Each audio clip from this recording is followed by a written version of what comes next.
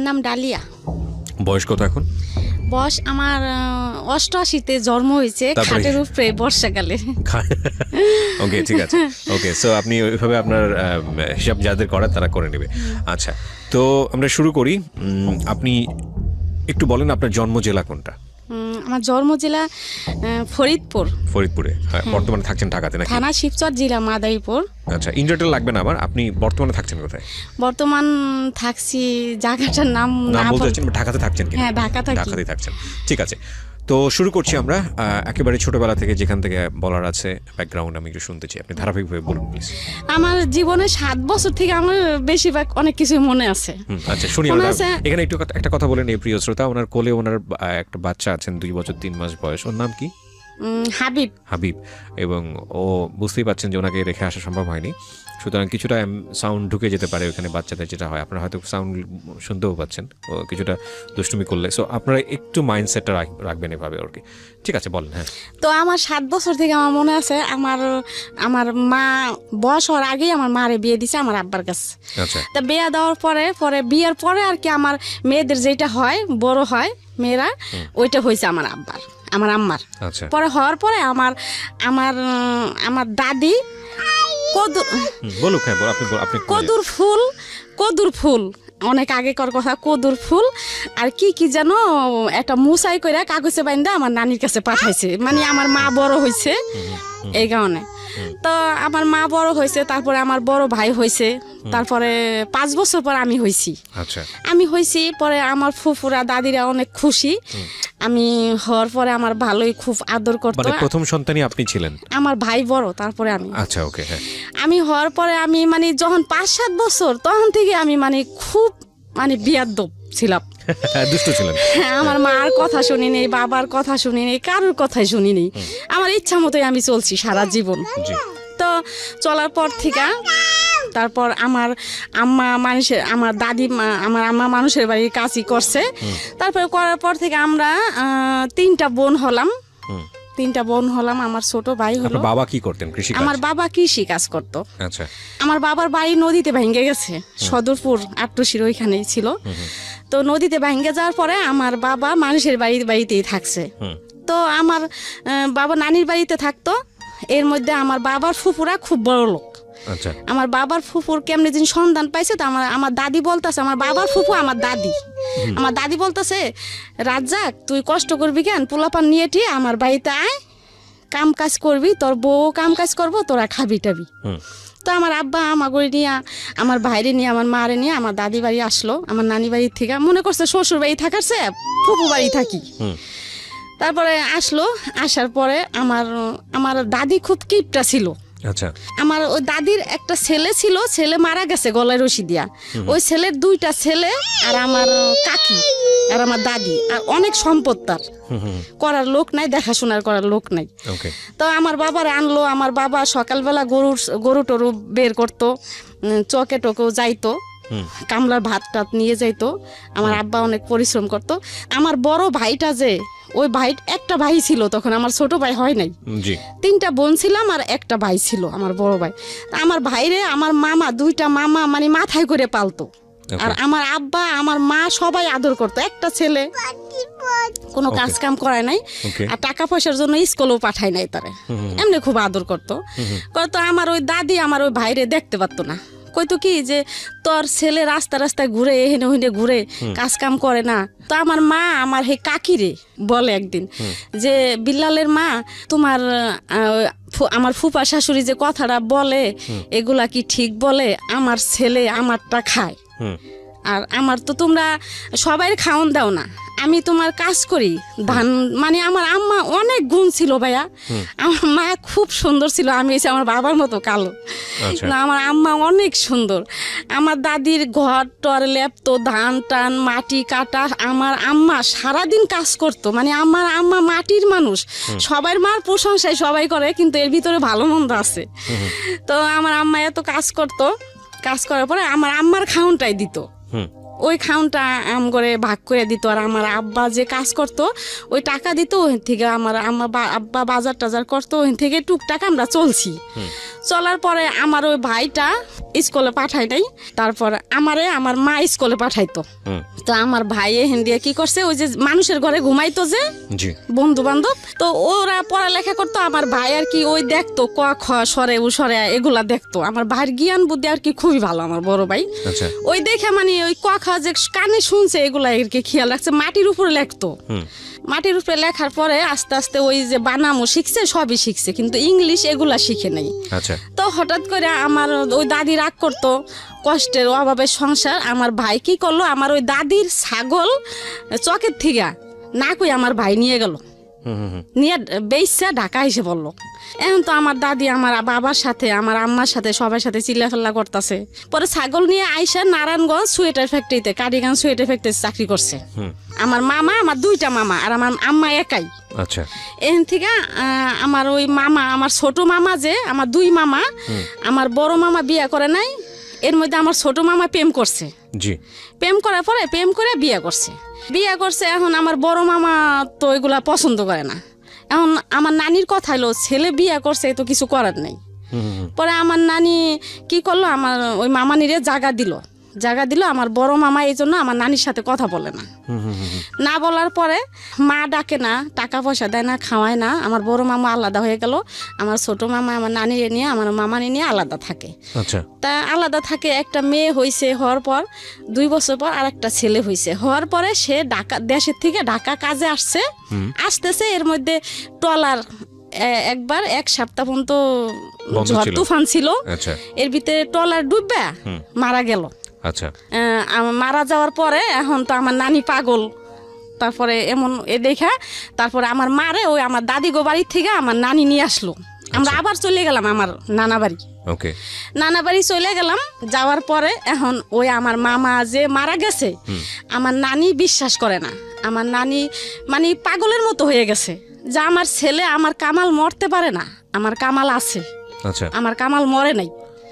তো এরকম করতেছে খুব করতেছে। ওই আমার বড় মামায় আর আমার নানিরে ডাকে না, মা বলে না বলনে দেশের মানুষ সবাই আলোচনা করে যে জামাল নামাজ পড়ে, রোজা করে, অথচ মারে ডাকে না, এগুলা তো তুমি ভালো করো না। কিন্তু কারোর কথা সে মাথায় নিত না। না অনেক একদিন বিচারে বসলো, মানুষেই আমার মামারে সাজা দিব, মা কেন ডাকে না, এত কষ্ট করে পালছে। উঠানের ভিতরে আমার মামারে মাথায় কয় মন যেন বুঝা দিয়ে আমার মামারে ঘুরাইবো উঠানের ভিতরে। তো ঘুরাইবো, তো আমার নানি যখন করছে ঘুরাইবো, সাজাটা দিব, তখন আমার নানি সব চেয়ারম্যান মেম্বার সবাই হাতে পায়ে জড়াই ধরলো, হ্যাঁ আমার মামারে যেন সাজা না দেয়। ঠিক আছে, আমার মা ডাকতে হইব না, আমার টাকা পয়সা দিতে হইব না, আমার ছেলেরা সাজা দিবেন না আপনারা। মানুষের কথা মতো আমার মামা, বড় মামা এখন আস্তে আস্তে ঠিক হইলো। তারপর গাছে তাবিজ রেখে আমার নানিরে বাসায় রাখলো, বাড়িতে রাখলো। তো আমরা ওই বাড়িতেই থাকলাম। বাড়িতে থাকার পরে এখন আমি তো একটু বড় হয়েছি, 10-11 বছর হয়েছে। এখন আমার ভাই ঢাকা থাকে। এখন আমার ভাই গেলেই আমার নানি সবাই বিচার দেয় আমার ভাইয়ের কাছে, যে তোর বোন এরকম ওইরকম মাইসের গাছে উঠে, অমুকের গাছে যায়, অমুকের কাছে যায়, অমুকের বাড়িতে যায়, অমুকের বাড়িতে চাকা ফিকে, ইটের চাকা ফিতে অমুকের ভাতের মধ্যে পড়ে। তো এই কথা বললে আমার ভাই কি করলো, আমার ঢাকা নিয়ে আসলো। বা আমি মানুষের বাসায় খাই, বাসা থাকে, আমার বোনের নিয়ে আমি ঢাকা ভাড়া থাকুম। ঢাকা নিয়ে আসলো। তো আমি আসলাম। ঢাকা আসার পরে আমার ভাইয়ের সাথে চাকরি করতো একটা ছেলে কামাল। তারপরে ও আমার দেখা পছন্দ করলো। কত বছর বয়সে ঢাকায় আসলো? হ্যাঁ, কত বছর? তখন 11 বছর। 11 বছর বয়স। আপনি তো ওই সময় লেখাপড়াও হয় নাই আপনার? না। আচ্ছা, আমি 5-এ পড়ালেখা করছি কোনো রকম। ওকে। তারপরে আমার ভাই কি করলো, আমার ওই কামাল, তখন মনে হয় তার বয়স 22, 23, 25 হবে, আর আমার বয়স তখন 11। তো এরকম করতে করতে 1 বছর গেল। পরে 1 বছরের মধ্যে আমার ভাই তার সাথে বিয়ে দিয়ে দিল। আচ্ছা। পরে আমি আমাদের বাড়িতে গেলাম। তারপরে আমগো ওইখান থেকে আমারে বরিশাল নিয়ে গেল। ওকে। আমার ছোট বোন, আমি, আর আমার মামা শ্বশুর, আমার চাচতো ভাসুর, আর ওই কামাল আমার হাজবেন্ড। বরিশাল গেলাম। বরিশাল যাইতে লঞ্চ পাইনি, ছোট বরিশাল থেকে আবার লঞ্চে যাইতে হয় ওদের বাড়িতে। আচ্ছা। পরে লঞ্চ পাই নেই, পরে ওইখানে থাকলাম রাত্রে, সকালবেলা লঞ্চ পামো।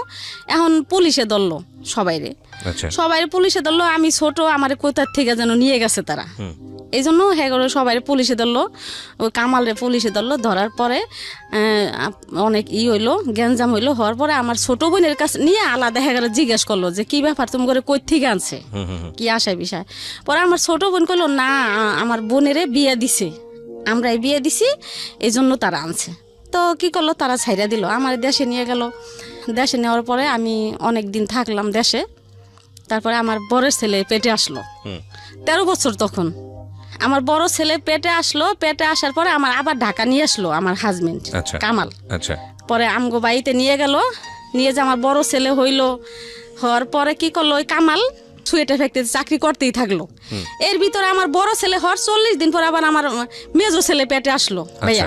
আচ্ছা তখন মানে আমার এরকম বুদ্ধি ছিল না, আর আমার ওই স্বামী বলে নাই এই বা এই, আমার কিছু বলে নাই, প্ল্যানিং বলতে যেটা বোঝায় আর কি। হ্যাঁ আমি কিছু বলে নাই। আমি 40 দিন পর আবার আমার মেজো ছেলে পেটে আসলো, মেজো ছেলে পেটে আসলো। এখন তো আমার অবস্থা খারাপ। আপনার বয়স তখন কত? 14 বছর। 14 বছর বয়স, একটা বাচ্চা আছে অলরেডি? 14 বছর হয় নাই। আচ্ছা পরে আমারে কি করলো, আবার বরিশাল নিয়ে গেল। নিয়ে গেল মতো আমার মেজো ছেলে হইলো। এর মধ্যে আমার ভাসুরের আবার বিয়ে করাই নাই, আমার ভাসুরের বিয়ে করাইছে। বউ সুন্দরী, আবার টাকা পয়সাও আনছে। আর ও কামাল, আমার হাজবেন্ডের নাম কামাল। ওরে ও তো বিয়ে করছে, টাকা পয়সাও নেয় নাই, আবার বউ সুন্দর না। এই আবার ও মানে আলোচনা শুরু করলো বাড়ির ভিতরে, মানে আপনাকে নিয়ে আলোচনা হলো? হ্যাঁ, আমার শ্বশুর শাশুড়ি সবাই এই আলোচনা করলো। এর মধ্যে আর কি এখন মানে সংসারে অশান্তি ফিরা। আমার এই যে আমার বাচ্চারে ভাত বাইরে খাইতে দেয় না, আমার খুব মানে কষ্ট। আমি ছোট মানুষ, আমার মানে চারিদিক দিয়ে মানে এখন আমার খুবই অত্যাচার। আমি কাপড় তুপুর নদীতে ধুইতে আইতাম, ওই ছুতা দিয়ে আমি ঢাকা এসে পড়তাম। আচ্ছা একা একা লঞ্চে আইসে পড়তাম। আবার আমার ভাই দিয়ে আসতো, আবার আমি আইসে পড়তাম। আচ্ছা ওই যে আমার কেউ ভালোবাসে না বাড়ির, আবার আইসে পড়তাম। ওকে, যে বাসায় ছিল পলাইয়া চিটাগাং চলে গেছে। আচ্ছা আমার রাইখা চিটাগাং আমার ভাসুর থাকে, ওইখানে চলে গেছে। ওই ভাসুরের কাছে গেল। এখন আমার উপায় কি? আমার মা বাপ, আমার ভাই, এখন আমার কেউ আমার এই করতেছে না। আমার মা বলতেছে সজীব সাগরে ও দাদা দাদির কাছে রেখে আসতে, মানে আপনার 2 ছেলেকে? হ্যাঁ। আচ্ছা, এখন আমি বলতাছি না, আমার সজীব সাগরে আমি রাইখে আসুম না, আমি মরলে আমার সজীব সাগরে নিয়েই মরমু। পরে আমার মা বাবা আমার রাখবো না রাখনে আমি আসলাম ঢাকা আসিয়া দেখলাম কি আমার ঘরে তালা মারা দেখে এখন আমি কই যাই, আমার ভাই নতুন বিয়ে করছে বাসায়, ওই বাসায় গেছি সজীব সাগরে নিয়া। পরে ওই বাসায় গেছি মতো, আমার ভাবি নতুন বিয়ে করছে আমার ভাই, তখন 1 বছর হয়েছে। আমার ভাই কি করলো, ওই ব্যাগ টক শুদ্ধ আমার রাস্তায় নামাই দিল, যে আমি কিছু জানি না, বিয়ে কিন্তু তারাই দিছে, কয় আমি কিছু জানি না। এখন আমি কি করি? পরে ওই কামাল যে সুয়েটার ফ্যাক্টরিতে চাকরি করতো, তার বন্ধু বান্ধব মেসে থাকতো, ওই মেসে আমি মনির ভাই ওদের বাড়িতে বাসায় গেলাম। আচ্ছা, যাই বললাম যে ভাই এরকম আপনার কামাল ভাই তো গেছে গা, এখন দেখেন অগো দুজনটা আমি কই যাবো, ভাই তো এরকম আমার বাসা থেকে বের করে দিছে, আমি কি করবো এখন? পরে ওরা আমার সন্ধ্যা হয়ে গেছে ওই দিন, আর কি করলো, আমার করলো আসেন ভাবি আমার বাসায় আসেন। পরে আমার নিয়ে গেল, তারা 4-5 জন মেসে থাকে, তারা 1 রুমে ঘুমাইলো, 2 রুমের মানুষ 1 রুমে ঘুমাইলো, আর আমার 1 রুমে ঘুমাইতে দিল। আচ্ছা, তারপরের দিন আমার লঞ্চে উঠাই দিল, আমি আবার বরিশাল গেলাম। স্বামী নাই, আর এমনি তো তারা এরকম করে। বললো আমার আর কেউ জায়গা দিল না দেও না, আমি বরিশাল থেকে আবার ঢাকা আসলাম, এই সজীব সাগরে নিয়া। ছোট 2 জন, কেউ সুন্দর মতো হাঁটতে পারে না তখন। আইসা হরতাল, তখন আমি কি করলাম, রকেট আছে, লঞ্চও চলে না, রকেটে খুলনা গেলাম। আচ্ছা, ওই নদী দিয়ে রকেট চলে। খুলনা কেন গেলেন? খুলনা গেলাম হরতাল, তখন যশোর আমার নানির বোনের বাড়ি আছে, তারা খুব বড় লোক, ওইখানে যাবো আর কি। আচ্ছা, ওইখানে যাই সজীব সাগরে নিয়ে কাজ করবো, 2টা বাচ্চাকে নিয়ে। হ্যাঁ, স্বামী তখন কোথায় সেটা জানেন না? না, আমার তো কেউ জায়গা দিতেছে না। কামাল তখন কোথায় আপনি জানেন না? জানি না। ওকে, তো খুলনা গেলাম, রাত হয়ে গেল। তারপরে ওইখানে বাইদ্যে বেটিরা আছে, টঙে থাকে, ওই বেটির সাথে কথা বললাম মতো, ওই বেটিরা কয় কি বোন তুমি থাক। আসলে আমি যেদিকে গেছি আর সজীব সাগরে নিয়ে সবাই আমার আশ্রয় দিত। পরে সকালবেলা ট্রেনে উঠাই দিল, আমি যশোর গেলাম, যশোর থেকে সজীব সাগরে নিয়ে কাজ কাম করলাম, খাইলাম। খাওয়ার পরে আমার আর কি যাইতাম, আমার মন বসতো না, যে আমি কি করলো, আমারে ভালো লাগতো না আমার কোথা। পরে ওইখানে থাকলাম, আবার আইসা পড়লাম, আবার বরিশাল গেলাম। বরিশাল গেলাম মতো, পরে আমার দেওরে কি করলো, আমার মাইরা পরে আমার লঞ্চে উঠাই দিল। আমার লঞ্চে উঠাই দিল, আমি কি করলাম, লঞ্চের থেকে আবার আমার চাচি শাশুড়িরা আছে, চাচতো দেওররা আছে, তারা আর কি আমার বুদ্ধি দিত যে ডালিয়া এইরকম এরকম ভাবে চলবি, তুই যাবি না, কে যাবি, তুই বুঝা খাবি, তোর তো কোনো দোষ না, তুই ছোট মানুষ, তোর এরকম করবো কে, তোর তো হেরা দেখেই আনছে। পরে আমি এক ঘাটে থেকে উঠাই দিছি, আমি আর এক ঘাটে নামে পড়ছি। আচ্ছা, নামে পড়ছি, নামে বাইরে চেয়ারম্যান আছে মহিলা, ওদের বাড়িতে গেছি মতো ওই মহিলা আমারে নিয়ে গেছে ইসে বরিশাল কোর্টে। আচ্ছা, আমারে দিয়ে মামলা করাইব। এখন কেমনে কেমনে দিন হেরা জানছে যে ডালিয়া তো লঞ্চে ঢাকা যায় নাই, নাইমে গেছে। ওকে, এখন যাই না তো হেরা পাগল হয়ে গেছে। তারপরে তখন ওই কামালে পাগলা করতো, ওই যে টিরাকে হেল্পারি করতো। আচ্ছা, ওই চিটাগাং থেকে আবার পাগলা তার বোনের বাড়ি, আমার ননাসের বাড়ি আছে, বাসা আছে, আচ্ছা, ওইখানে আসছে। তাই ওর আব্বুরে লোকে দিয়া ফোন দিল যে এরকম এরকম এখন বুড়াকালে কি আমরা জেল খাটমু তোর লিগা, তোর বউ এরকম এরকম কোর্টে গেছে, মামলা করবো, এখন তোর বউ তুই বিয়া করছো, যেমনি হোক তোর বউ নিয়ে যা। পরে কামাল কি করলো, দেশে গেল, দেশে যাই আমারে নিয়ে আসলো। আচ্ছা, পাগলা নিয়ে আসলো। আমার নন্দেরা উপরে ঘর ভাড়া থাকে, আমার নিচে মাটি ভিজা ময়লা, ওর ভিতরে একটা ছনের একটা ঘরে আমার ভাড়া দিল। আচ্ছা, ভাড়া দিল, মাটিতে ঘুমাই সজীব সাগরে নিয়া। ও চিটাগাং এখানে ওখানে যায়, হেল্পারি করে, 4-5 দিন পর পর আসে। তাই আমারে বাজারের টাকা দিয়ে যেত না, কোনো রকম আর কি দিয়ে যেত। তা ও একদিন টাকা না দিয়ে জায়গা, পরে আমি সজীব রে কই কি তোর আব্বুর লগে যা, যাই টাকা নিয়ে বাজার আনতে ক, দিয়ে যাইতে ক। পরে এ কইলাম দেখা আমারে ঘরের ভিতরে নিয়ে ভাইয়া আমারে অনেক মারলো। তখন আমার সাহায্য ছেলেটা পেটে আমার অনেক মারলো, মাইরে আমি আমি আমি বেহুশ হয়ে গেলাম। ওই পর্যন্তই আমি জানি। তারপরে যখন আমি হুশ হইলাম, তখন পাশের ঘরে ছনির মা ছিল। ছনির মারে বললাম কি যে ভাবি আমি নিচে শোয়াকে, কি তোরে যে মাইরে টেরে গেল তুই জানোস না। পরে এই ওইলাম সজাগ হইলাম। হওয়ার পরে আবার সন্ধ্যার সময় দেখি কি হে কামালে আমার জন্য ওষুধ পাঠাইছে। ওই সজল ছেলে আমার, সজীব সাগরের পর সজল পেটে আসছে, ওই সজলরে নষ্ট করার জন্য ওষুধ পাঠাইছে, 2টা সিরাপ পাঠাইছে। দুলাল বলেওনি এটা আপনাকে? এটা আপনাকে জানায়ওনি? না, দুলাল একটা নাম, একটা লোকের নাম দুলাল, ওই দুলালের কাছে। আচ্ছা, পরে পাঠাইছে। এখন আমি অনেক খুশি হয়েছি ভাইয়া ওষুধ 2টা দেখা। আমি মনে করছি আমার মারছে, এই জন্য বুঝে আমার ওষুধ 2টা কিনে দিছে। খুশি হয়েছি। এখন একজনের কাছে নিয়ে গেছি, কয় কি ভাবি এগুলা তো ওই যে বাচ্চা নষ্ট করার ওষুধ। পরে তারপর আমি খাইছি ভাইয়া, কি লিগা খাইছি যে আমার বাচ্চা তো দরকার নাই। আচ্ছা, এত কষ্ট আমি কেন বাচ্চা নিব, আর আমি কেমন যেন ছিলাম ভাই, আমি বুঝিই নাই এগুলা। আচ্ছা, ঠিক আছে, তো খেলেন। আমার ওই সজলটা আমি ওষুধ খাইছি, তারপরও আমার সজলটা নষ্ট হয় নাই। না হওয়ার পরে এমনি আস্তে আস্তে আস্তে আস্তে আমার সজলটা কি করলো হইল। তখন ওর আব্বু আর কি আস্তে আস্তে একটু ভালো হইতাছে। এখন আর কি ওই ট্রাকে যায় না, ডিউটিতে যায় না, এখন আর কি রিক্সা নিছে। পাগলার থেকে যাত্রাবাড়ি আসতো রিক্সা চালাইতে। তা ওই দুলাল ভাই ওরা সবাই রিক্সা চালাইতে আসছে। পরে একদিন ওই রিক্সা কি করছে, এক লোকের রিক্সায় উঠছে চোর। লোকটা বলতাছে কি ভাই আপনি যে আমার একটা তার কিনে এনে দিবেন, রশি। আচ্ছা, ঠিক আছে। তো সামহাও রিক্সাটা কি চুরি করছে? হ্যাঁ হ্যাঁ। আচ্ছা, তা রিক্সা যে লোকের রিক্সা চালাইতো ওই লোকের প্রতিদিন আর কি এত টাকা করে দিতে হইব, এই আর কি করছে। তা এখন রিক্সা ছাড়ে তো সে যাইতে পারে না অন্য কাজে, এখন রিক্সায় চালাইতে হইব। কি করলো, আমার পাগলার থেকে ওই আবার যাত্রাবাড়ি আমার বাসায় নিয়ে আসলো, মিরাজিবাগ, ওইখানে বাসা নিল। তা বাসা নিল, এরকম করতে করতে করতে করতে আমার আবার বাচ্চা পেটে রইলো। আচ্ছা, বাচ্চা পেটে রইলো, জমজ 2 বাচ্চা। আচ্ছা, ছেলে পেটে আসলো। যখন পেটে থাকলো তখন থেকে আমার হাত পাও খুব জ্বালা পোড়া করতো। 2টা বাচ্চা পেটে, এখন অনেক কষ্ট হয়েছে আমার। ওই বাচ্চা 2টা সিজারে হইলো, 2টা বাচ্চা হয়েছে 2.5 কেজি।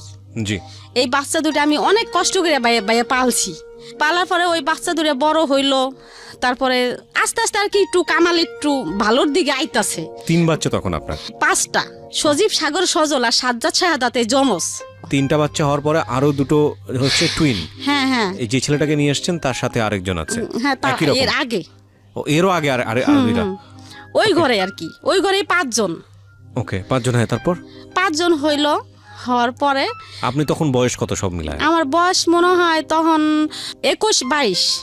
21-22 বছরের একটা মানুষ, তার 5টা ছেলে, 5টাই তো ছেলে, হ্যাঁ 5টাই ছেলে, এবং তার জামাই হচ্ছে রিক্সা চালক।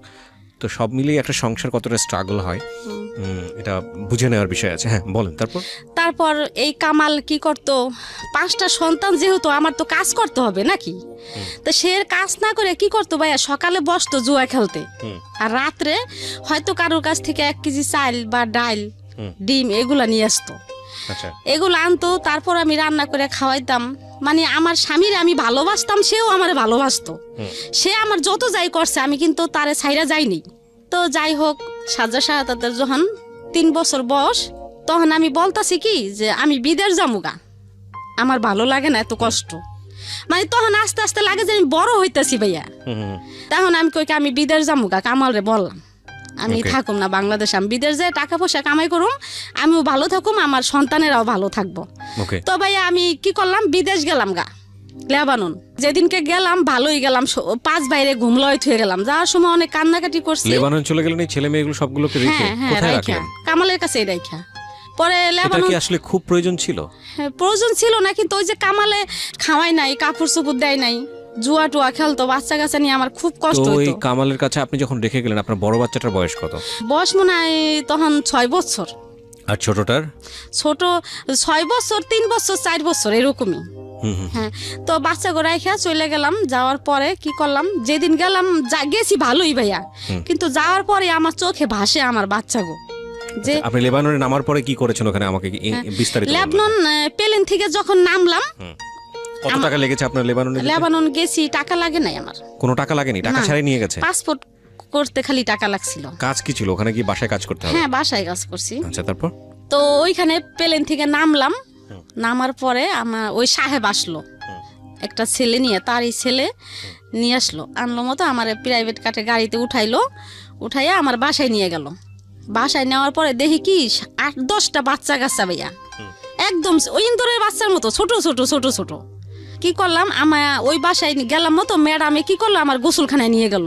আমি এমনি পরিষ্কার গোসলখানায় নিয়ে যাই, আমার কি করলো, কি একটা মেডিসিন দিয়ে আমার গোসল করাইলো যাতে মাথায় উকুন না থাকে। আচ্ছা, ওই প্রথম দিনই? হ্যাঁ, ওই দিনে ওই দেশের মানুষ উকুন পছন্দ করে না। আমার গোসল টোসল করাইলো, আমার গোসল টোসল করাই আমার বসতে দিল। বসার পরে লাগে যিনি আমার বাংলাদেশের কথা মনে পড়লো, আমার ছেলে মেয়ের কথা আমার মনে পড়লো। আমার মনে হইতেছে যে আমি এখনই জায়গা, আমার আর ভালো লাগতেছে না। আমার যদি 6 মাসের রাস্তায় তো ভাই আমি পলাইয়া আইসে পড়তাম, কিন্তু হাঁটার রাস্তা তো না, আসার মতো কোনো। যাওয়ার পরে আপনার খুব খারাপ লাগছে? যাওয়ার পরে আমার চোখে ভাসতেছে যে সজীব সাগর, ওরা ওগো চেহারা, ওরা আমার জন্য কানবো, সাজা সাহায্যে ঘুমলয় থুয়েলাম, এখন ওরা কেরে মা ডাকবো। এখানে একটা বিষয় একটু ইন্টারাপ্ট করছি প্রিয় শ্রোতা, যারা শুনছেন সিক্রেটস তাদের সবাইকে বলছি, আমরা সবসময় বলে থাকি জীবন গল্প এবং সিক্রেটস অনুষ্ঠানটি সব শ্রেণীর মানুষের জন্য। আজকে যেই ভদ্রমহিলার জীবনের সিক্রেটস এখানে রিভিল হচ্ছে, একেবারেই আমাদের প্রান্তিক পর্যায়ের একজন মানুষ, এবং সবচাইতে যদি আমি নাম্বার দিয়ে যদি কাউন্ট করি, তাহলে আমি বলবো যে সবচাইতে সংখ্যাগরিষ্ঠ মানুষদের মধ্যে তারা। এবং এদের যে জীবন বোধ বা এদের যে জীবন আচরণ, অর্থনীতির সাথে যে ফাইট বা এদের জীবনের যে সংগ্রাম, সেখানেও কখনো কখনো ভুল হয়ে যায়। এই ভুলগুলো থেকেও আমাদের শেখার আছে। আমি চাইবো আপনারা শেষ পর্যন্ত মনোযোগ দিয়ে শুনবেন। এটা শুধুই একজন কিশোরীর জীবন যুদ্ধের গল্প না, এটা একজন কিশোরীর ভুল করার গল্প, অপরাধের গল্প, এবং সে সবশেষে নিজেকে রিয়ালাইজ করার গল্প। এবং আশা করছি এখান থেকে আপনারা কিছু না কিছু শিখতে পারবেন।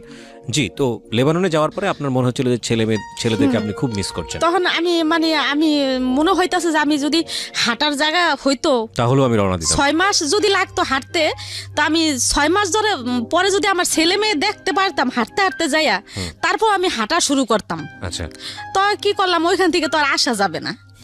তো আমার রাত্রে আর কাটলো না, রাত্রে এরকম বইসেই রইলাম বারিন্দায়। তো সবাই তো ঘুমাইতেছে, সকালবেলা ভোরে উঠছি, উঠে আমি পাগলের মতো করতেছি। আচ্ছা, সাহেব ম্যাডামরে ডাকতেছি, ম্যাডামরা তো তখন ঘুমাইবো, আমি ভোর 6টা বাজে যে ডাকা শুরু করছি যে আমারে দিয়ে আসেন, আমি থাকুম না। তারা তো আমার ভাষা বুঝে না। আচ্ছা, আমারে ডাল, চাল, আলু, ডিম, আমি যা যা পছন্দ বাংলাদেশের মেয়েরা খায়, ওই দালালে বলে দিছে যে এগুলো আইনে দিবেন। তাহলে থাকবো মেয়ে খাইবো। বিদেশ মানুষে খারাপ বলে, আসলে কিন্তু ভালো খারাপ সবই আছে, সব জায়গাতেই আছে। হ্যাঁ, ভালো খারাপ নিজের ভিতরে। আপনি একটু আমাকে বলেন তো, যেই বাড়িতে আপনাকে রাখা হলো ওই বাড়ির মুনি বা বাড়ির লোকজন কতজন, কি করতো ওরা, একটু একটু আইডিয়া দেন তো আমাকে। ওই বাড়ির যে মালিক হ্যাঁ, পুরুষ, সে 5 ওয়াক্ত নামাজ পড়তো। আচ্ছা, না সেটা খুবই ঠিক আছে, ভদ্র। খুবই ভদ্র, কিন্তু ওখানে মহিলা আর কেউ না, আর ছেলে বাচ্চা মেয়ে কেউ কাচ্চা। ছিল নাই? না, ছোট ছোট ছেলে মেয়েরা। কয়জন ছিল? প্রায় 7-8 জন। আচ্ছা, বাড়ির সম্পর্কে যদি একটু বলেন, কত বড় বাড়ির বাড়ি? সম্পর্ক খুব বড়, মানে 8-10টা রুম। আচ্ছা, আর গোসলখানা অনেক বড়, 2-3টা গোসলখানাই খুব বড় বড়। আপনার মতোই একজন ছিল ওখানে, আর নাকি আরো আমি বাংলাদেশ? একাই। আপনি একাই হ্যাঁ, ছিলেন? আমার একাই নিছি। আপনার সব কাজ করতে হতো ওখানে? হ্যাঁ, হ্যাঁ। রান্না বান্নাও করতে আমি হতো? তো কাজ করিই নেই ভাইয়া। কয়দিন আমি ছিলেন যেমন ওখানে? আজকে রাত্রে গেছি, হ্যাঁ। সকালবেলায় আমি বলতাছি আমি থাকুম না, আমি যাবো বাংলাদেশে, আমি থাকুম না। পরে ম্যাডামরা ডাকতাছি, ম্যাডাম কয় তুই চুপ থাক পরে। কি করলাম, আমার এরকম ভাবে আমি বারিন্দায় বসে দেখতাছি কোন জায়গা দিয়ে নামা যায়। মানে আপনি ঘর থেকে নেমে বের হয়ে হ্যাঁ, গেলেন? 3 তলায়। আচ্ছা, কোন জায়গা দিয়ে নামার, মানে আমি নামার চেষ্টা করতেছি, মানে কোন হান দিয়ে পাইপ বাইয়ে নামমু, বা কোনো জায়গা দিয়ে ছেঁচড়াইতে নামমু, কোনো বারিন্দা দিয়ে, মানে এরকম মানে করতেছি, চিন্তা ভাবনা করতেছি। আমার আর ভালো লাগতেছে না, আমি আইসে বড় ওগুলা করতো। পরে আমার ওইখানে নিয়ে গেল, রক্ত নিল, ওখানে বড় বড় উঁচা সাহেবেরা ভাইয়া। জি। আমি কানতেছি দেখা আমারে মানে মারতে যাইতাছে, যাইছস কে তুলে বিদেশে, হ্যাঁ গো কথা হয়েছে এইটা, আচ্ছা, এত টাকা দিয়ে তোরা এত করে আনছি, আইসোস কে, মানে ঠিকই তো বলতেছে আমারে, মানে খুব হুমকি ধুমকি দিতেছে। তারপরে এগুলো বললো পর মতো আমার আবার বাসায় নিয়ে গেল ওই সাহেবে বাসায় নিয়ে যাওয়ার পরে এখন আমার আর ভালো লাগে না। এখন বিকেল হয়েছে, 3-4টা বাজে। এখন ম্যাডাম কি করতেছে, নামাজ পড়তেছে, আর সাহেবে মনে হয় কোথায় গেছে, আচ্ছা, তার ছেলে নিচে সাইকেল চালাইতে নামছে। ওকে, এখন আমার কথা হলো কি, আমি বালতিতে পানি নিয়ে তেনা নিছি, বড় একটা তেনা নিছি, যে ঘর পুষতে গেটের সামনে যাবো। ওকে, আর দরজাগুলা ধাক্কা দিলে কর কর করে উড়ে ভাইয়া, আচ্ছা, দামি বড় বড় দরজা। তাই এরকম করবো, যদি তারা দেখে ফেলে যে আমি বেরোইতেছি, তাহলে কমো যে না আমি তো বুঝি নাই, আমি ঘর মুছতেছি। আর যদি না দেখে তাই তো আমি পলাম। আমি কি করলাম, দেখে আমি লিফট দিয়ে নামি নেই, সিঁড়ি দিয়া এমন দৌড় দিছি ভাইয়া, জুতাও রাখিনি পাই। আচ্ছা, দৌড়িতে অনেক দূরে, মানে যাইতেই আসি অনেক দূরে যাইতেছি। পরে 3 রাস্তা চৌরাস্তার মাঝখানে পুলিশ টুলিশ থাকে, মানে ওইখানেই গেছি, ধরা পড়ছি যাইয়া। পরে ওর কাছে বললাম, পরে তারা তো আমার ভাষা বুঝে না, তো বাংলাদেশি মেয়ে আছে ওইখানে, বাংলাদেশি মেয়ে কাজ করে যাইতেছে, পলাইনে মেয়েরাই কাজ করে যাইতেছে, ওই মেয়েরে ডাকছে ওই পুলিশে, কয় এদিকে আয়। পরে গেল, কয় কি শুনতো এই মেয়েটা কি কথা কি বলতেছে। পরে আমার বললো, পরে আমি মিথ্যা কথা বললাম যে সাহেবে ভালো না, মায়ের পিট করছে, এই জন্য আমি পলাই আসছি। আচ্ছা, তা এটা কি মানে আপনি যাওয়ার কয়দিন পরের ঘটনা? পরের দিনই। আচ্ছা, হ্যাঁ, মিথ্যা কথা বলার পরে পুলিশরা আর কি সবাই তো আর একরকম না, খুবই ভালো, আমার থানায় জেলে টেলে দেয় না, মনে করছে গরিব মানুষ আইছে বিদেশ কাজ করে খাই। পরে ফ্রি হিসাবে আমারে ওই মেয়েটার সাথে দিয়ে দিল পুলিশে, কয় কি তুমি এই সাথে যাও, তারা পুলিশরা। পরে ওই মেয়েটা আমার নিয়ে গেল, যেদিকে নিয়ে গেছে ওইখানে এরকম হাজার মেয়েরা ওই এলাকায় ভাইয়া, যত লেবাননের পলানো মেয়েরা আছে, ছাবরা ওই জায়গার নাম, ওই ছাবরা যায়, পলায়া মেয়েরা ওই ছাবরা যায়, এলাকার নাম ছাবরা। ওইখানে যেমন আমি ছুরিয়ান লোকেরা থাকে, পুরুষেরা থাকে, ওই পুরুষের সাথে কেউ মানে কন্টেকে থাকে, ছেলে ওই যেমন একটা পুরুষ থাকতো একটা মহিলা থাকলো একটা রুমে থাকে, যেমন ওই পুরুষ ওই লোকে যেমন মাসে $150, $300, $200 যে যেমন দিয়ে পারে এরকম দেয়। ওই মহিলারা খাওয়া দাওয়া বেতন ওই পুরুষটার কাছেই পায় আর কি, ওই ছেলেটার কাছে থেকে নেয় আর কি। আবার বাইরেও কাজ করে, ওই লোকটা তো দেয় আবার বাইরেও কাজ করে, সুরা কাজ। এরকম মহিলারা আছে। আচ্ছা, কিছু মহিলারা আছে ভাইয়া, যে ভালো কাজ করতেছে, সৎ কাজ করতেছে, 5 ওয়াক্ত নামাজ পড়তেছে, তারা 70-80 হাজার টাকা 50,000 টাকা এমন ইনকাম করতেছে। কিভাবে? ছুটা কাম, যেতকে এই বাসায় 3 ঘন্টা 1 ঘন্টায় 7 টাকা ভাইয়া, 1 টাকায় 70 টাকা। ওকে, তাই এমন যদি 5-7 ঘন্টা বা 8-10 ঘন্টা করে তাহলে অনেক টাকা না মাসে। এরকম অনেক মেয়েরা এরকমও করে যারা ভালো। আচ্ছা, আর যেই করে এগুলো দেশে পাঠায় দেয়। হ্যাঁ, এখানে কি আপনি যেগুলো কন্টাক্টে থাকার কথা বলছেন, এখানে কি বাংলাদেশি মেয়েরাও আছে এরকম? হ্যাঁ হ্যাঁ হ্যাঁ। ওকে, এটা আপনি নিজের চোখে দেখেছেন? হ্যাঁ হ্যাঁ। আমি কিন্তু এখানে একটা কথা বলি, এটা ওনার বক্তব্য, আমরা রেডিওতে এটাকে স্বতঃসিদ্ধ করছি না, এটা উনি যেটা বলছে সেটাকে বিশ্বাস অবিশ্বাস একান্তই আপনাদের বিষয়। হ্যাঁ, তারপর ওই যে আমি যেখানে গেছি আর কি, মেয়েটা আমার যেখানে নিয়ে গেল, ওইখানে ছাপড়ার কথা বলছেন আপনি? হ্যাঁ, ছাবরার কথা বলতেছি এটা। তো ওই কিছু কিছু মহিলারা বহিদেও কাজ করে, কিছু কিছু মহিলারা অবহিদেও কাজ করে। তাই যারা বহিদ কাজ করে তারা তো মাসে 1.5 লাখ 2 লাখ ইনকাম করে, আর যারা ভালো কাজ করে হেরাও 70-80 হাজার 1 লাখ টাকা কাম করে ভাইয়া। 3টা মেয়ের কাছে যে পড়লাম, 3টা মেয়ে, একটা অফিসে চাকরি করে, অফিসে চাটা আইগে দেয়, অফিস ঝাড়ু টাড়ু দেয়, এই। আর একটা মেয়ে কি করে, আরেকটা মেয়ে বয়স 17-18 বছর। তো ওই মেয়েটা কি করে, খুব চালু, এই বাসায় কাজ করে, ওই বাসায় কাজ করে, ওই বাসায় কাজ করে, অনেক কাজ করে, প্রায় মাসে 1.5 লাখ টাকা মনে হয় কামাই করে ভাইয়া। 1.5 লাখ টাকা যে কাজ করে, মেয়েটা মানে ভালো, আমি দেখছি বিদায় কিন্তু আমি বলতেছি ভালো।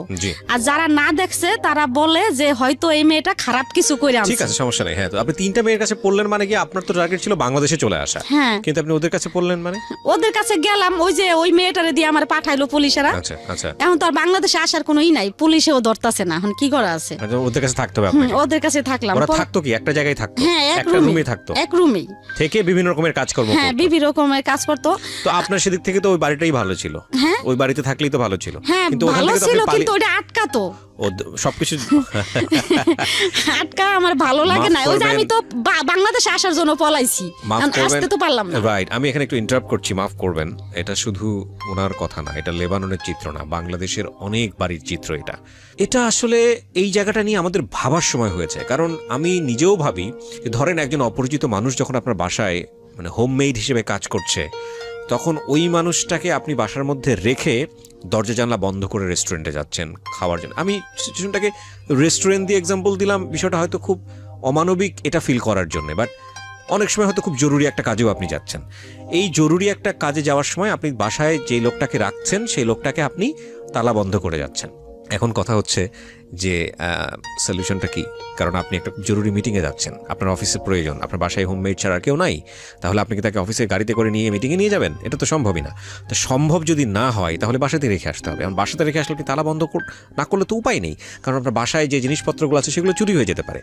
তাহলে দেখুন, বোথ সাইড থেকে বিষয়টা একটা বড় রকমের সমস্যা, এবং এই সমস্যা আমরা আমাদের এই যে ডিজিটাল প্রযুক্তির যুগে বিভিন্ন রকমের বিভিন্ন কিছু বের করে সমাধান করে দিচ্ছি, কিন্তু আমাদের এই খুব অমানবিক জায়গার সমস্যাগুলো নিয়ে আমাদের একটু ভাবা উচিত।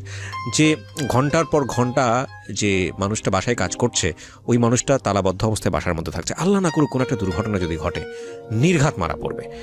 তো এটা তো আমি যতদূর জানি যে এটা আইনত একটা অপরাধ, এটা এইভাবে রাখা যাবে না। কিন্তু এটা একটা সলিউশনটা কি? সলিউশনটা তো আমাদের আসা উচিত, একটা কমফোর্টেবল একটা সলিউশন, এবং এই সলিউশনের জায়গা নিয়ে আমাদের মনে হয় কাজ করা উচিত। যারা আজকের এই অনুষ্ঠানটা শুনছেন, এটা বোথ সাইড প্রবলেম। এটা যিনি মনিব তার জায়গা থেকেও প্রবলেম, যিনি ভৃত্য তার জায়গা থেকেও প্রবলেম। যদিও মনিব ভৃত্য সম্পর্ক জায়গাটা এভাবে এক্সপ্লেনেবল না, কিন্তু এই প্রবলেমটা বোথ সাইড থেকে লাভবান হয় সেই জায়গাটায় আসা উচিত। কারণ অনেক সময় দেখেছি যে অনেকেই আছেন যেটা চান না যে ওনার বাসায় এরকমভাবে তাকে তালাবদ্ধ করে রেখে বাইরে যেতে হচ্ছে, ঘন্টার পরে ঘন্টা বাইরে স্টে করতে হচ্ছে, এটা অনেক মালিকই চান না, কিন্তু নিরুপায় হয়ে করেন। এই নিরুপায় হন কারণ কোনো অল্টারনেটিভ সলিউশন নাই। আমাদের এই অল্টারনেটিভ সলিউশনের জায়গাটা একটু ভাবা উচিত, এবং আমি মনে করি যে কেউ যদি এই জায়গাটায় কোনো একটা কন্ট্রিবিউশন রাখতে পারেন, একটা বেটার সলিউশন আসতে পারেন, তিনি অসাধারণ একটি কাজ করবেন, অসাধারণ একটা কাজ করবেন। আমি আমার জায়গা থেকে তাকে অগ্রিম সাধুবাদ জানিয়ে রাখছি, এবং আমার জানা নাই যে আসলেও কোনো সলিউশন আছে কিনা। আপনাদের যদি কিছু জানা থাকে আপনারা এসে আমাদের ফেসবুকে লিখতে পারেন। আমার ফেসবুকের ঠিকানা www.facebook.com/kibriya.rj। আমি আবারও বলছি www.facebook.com/KEBRIA.RJ। পেজটি RJ কিবরিয়া নামে আছে, ওখানে লাইক দেওয়ার পরে আপনি আমাকে ইনবক্স করতে পারেন। If it is proper solution then আমি নিজে আপনার সঙ্গে কাজ করব। ওকে, ঠিক আছে। তো 3টা মহিলার সঙ্গে আপনি থাকলেন? তো 3টা মহিলার সাথে আমি থাকলাম। তো এরকম ওই মেয়েটা এরকম ভালো টাকা ইনকাম করে, তারা 6টা বোন, মেয়েটারা বাংলাদেশে মানিকগঞ্জ। আচ্ছা। ওই যে চালু ম্যাডামেরা তার ভাষা বুঝতে পারে, এই জন্য তার মার্কেট অনেক।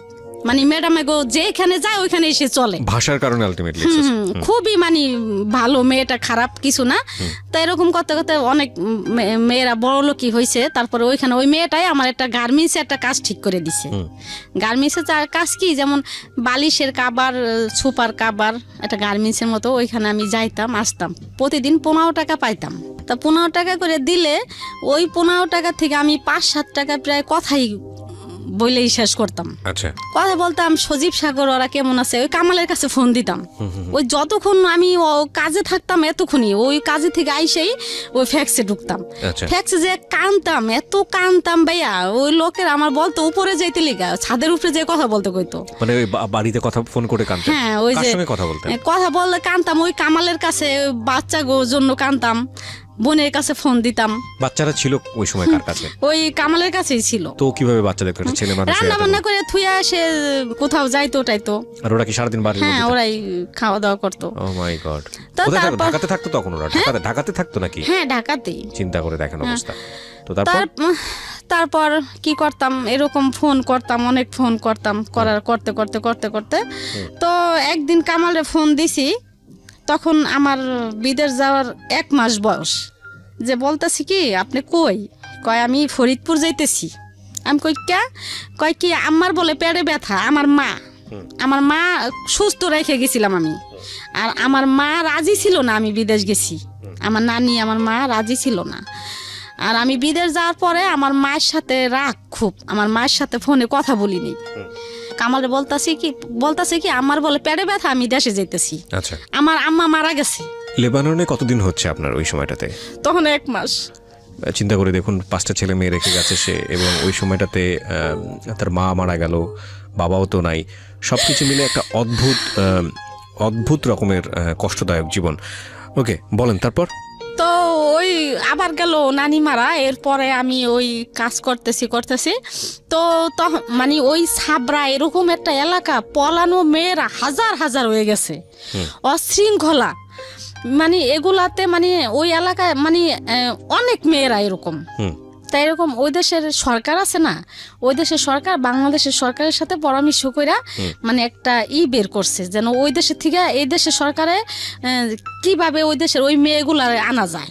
পাসপোর্ট তো নাই। আচ্ছা, পাসপোর্ট ছাড়া তো মারা গেলেও বাংলাদেশে আসা যায় না। আমার সামনে ভাইয়া এক মহিলা মারা গেছে, বাংলাদেশে পাঠাইতে পারে না ওরা, করে পরে কেমনি ফিটটা পরে ওইখানে আলবাহার একটা সাগর আছে, ওইখানে ফালাই দেয়। চিন্তা করেন অবস্থা। বলেন তারপরে কি করলো, পরামর্শ করলো 2 দেশের সরকার মিলা, মানে অনেক মেয়েরা হয়ে গেছে, ওই মেয়েরা করতেছে। পরে যে মেয়েরা আসার, অনেক মেয়েরা 5 বছর হয়ে গেছে, 10 বছর হয়ে গেছে অন্য ছেলের সাথে মানে সঙ্গী নিয়ে থাকতেছে। আর আমি তো যাওয়ার পরের থেকে তো শোক একটার পর একটা আছেই, আবার বাচ্চা থুয়ে গেছি, আবার মা মরছে, আবার নানি মরছে। আর আমার ভাইয়া ওরকম কোনো মন মানসিকতা ছিল না। অনেক ছেলেরা আমার অফার করছে ভাইয়া যে ডালিয়া তুমি আমার সাথে থাকো, তোমার $300 টাকা দিম, $100 টাকা ভাইয়া 9,000 টাকা, $300 দিম, $400 দিম, আমার সাথে থাকো, আমার সাথে থাইকে তুমি কাজ করো, তোমার খানার কোনো অভাব হইব না। ভাই আমি অনেক কষ্ট করছি, খানার কান্নাকাটি করছি অনেক, জানেনি তো আমার কি অবস্থা গেছে তখন। এইভাবে কাটাইছি। পরে 3 মাস শেষ, 3 মাসের শেষে পরে ওইখানে $400 টাকা দিয়ে এক জায়গায় নাম দিছি বাংলাদেশে আসার জন্য, ছবি নাম দিছি, দিয়া পরে কি করলাম, ওই বাংলাদেশে আসার করলাম। বাংলাদেশে আইসে বললাম ভাইয়া, ওকে, বাংলাদেশে আসলাম, আইসে পরে বাচ্চা কাচ্চা দেখলাম ভালোই। কতদিন পরে আসলেন? 4 মাস পরে। 4 মাস পরে আসলেন। আচ্ছা, 4 মাস পরে আসলাম, আইসা বাচ্চা কাচ্চা দেখলাম ভালোই। তখন সালাউদ্দিনের সাথে আমার চিনি আগের থেকেই, কিন্তু সালাউদ্দিন আমার নিয়ে নেগেটিভ ভাবতো, কিন্তু আমি ভাবতাম না। মানে পরিচয়টা কিভাবে হয়েছিল ওনার সঙ্গে? পরিচয় আমরা এক জায়গায় ভাড়া থাকতাম। আচ্ছা, ভাড়া থাকতাম। ওই বিদেশ থেকে আমার একদিন পরিচয় হলো আসার পরে। আচ্ছা, আসার পরে আমি খালপার আমার ওইখানে বাজারে গেছি, ও পেয়ারা কিনতে আছে, কয় কি ডালিয়া তুমি আইসো? পরে আমি হরে ভাই আইসি। পরে আমাকে বাসায় গেল, যার পরে আমার নাম্বারটা নিল, নিয়ে পরিচয় আগের থেকেই। তারপর এরকম নাম্বার টাম্বার নিয়ে পরে ওর সাথে কথাবার্তা হইলো। কামাল ওই সময় এরকমই, মানে ওই যে আমি বিদেশ তাইছি, কাম কাজও করে না, ওই কামাল কাজে গেছে নাকি, সকালবেলা আমি বের হইতাম, কই গেল খুঁজতে যাইতাম যে দেখি কাজে গেছিনি, যাই দেখতাম জুয়া খেলে, এরকম অনেক মানে এই কামালে পাগলামি করতেছে ভাইয়া, থামে না। না থামনের পরে একবার ই করলাম, 3,000 টাকা নিয়ে কাজে গেছে, রিক্সা তখন ভ্যান চালায়, 3,000 টাকা নিয়ে কাজে গেছে। এখন রাত্রে আইসে কয় ডালিয়া আমার কাছ থেকে না 3,000 টাকা আলু বাজার সদরঘাট ওইখান থেকে নিয়ে গেছে ছিনতাইকাররা। তা আমি মনে মনে পরে চিন্তা করলাম যে 3,000 টাকা নিছে, ভ্যান নেয় নাই, টাকা নিলে তো ভ্যানও নিয়ে যাইব, তা নেয় নাই তো সে মনে হয় জুয়াই খেলছে। ঠিকই ভাইয়া জুয়া খেলে হারছে। আচ্ছা, তাই যাই হোক রাত্রে খুব জর্গা করতাম ওর সাথে আমি, জুয়া নিয়ে। তারপরের দিন সকালে আবার এই জুয়া খেলতে বইছে, যাইয়া জুয়া খেলতে বইয়া জিতে আইছে, সারাদিন জুয়া খেলছে, রাত্রে আইছে। পরের দিন সকালে বাজারে যাইয়া 5-7 কেজি একটা মুরগি বড়, ওই একটা মুরগি আনছে মতো আমার ভালো লাগে না। আমার কথা হলো ভাই আমি গোস মাছ না খাইয়া প্রতিদিন আলু ভর্তা ডাল খামু, আমার স্বামী আইনে দিব, আমার বাচ্চা কাছে নিয়ে খামু, কাজের টাকা খামু, আমি কেন সে জুয়া খেলবো? এই জুয়ার টাকা গেলে জিতে সেই কাজটা করেছে। হ্যাঁ, জুয়ার টাকা ভাই আমার একদম ভালো লাগতো না, জুয়া লাগে যিনি আমার সতীন এরকম মনে হইতো, মানে বিষের মতো লাগতো। পরে ওই মুরগি সে আনছে, আইনা নিজে কাটছে, কাইটে কুইটা আমার ডালিয়া তুমি রান্না করো, পরে আমি খামু। পরে আমি রান্না বান্না করি না, আমার তো মন খারাপ, কইলে ঝগড়া লেগে যাবো, মারামারি। তারপরে আমায় তার সাথে গেলাম, সে বলতেছে ফোন আইছে আমি এক জায়গায় যাই আলু বাজার।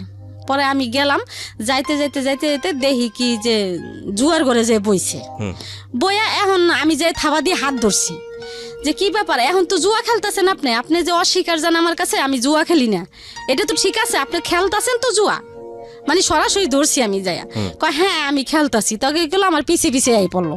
তা এরকম করতে ঘরে একটা টিভি ছিল ভাইয়া, এরকম 2 দিন পরপরই বন্ধ রাখতো, 2 দিন পরপরই টেলিভিশন বন্ধ রাখতো। হ্যাঁ, টিভি বন্ধ রাখতো। এখন তো ওই 7-8 বছর বয়স হয়েছে তখন সজীব সাগর সজলের, তখন ওই বাচ্চাকে কামি দিয়ে দিছে ভাইয়া, ধরলাম।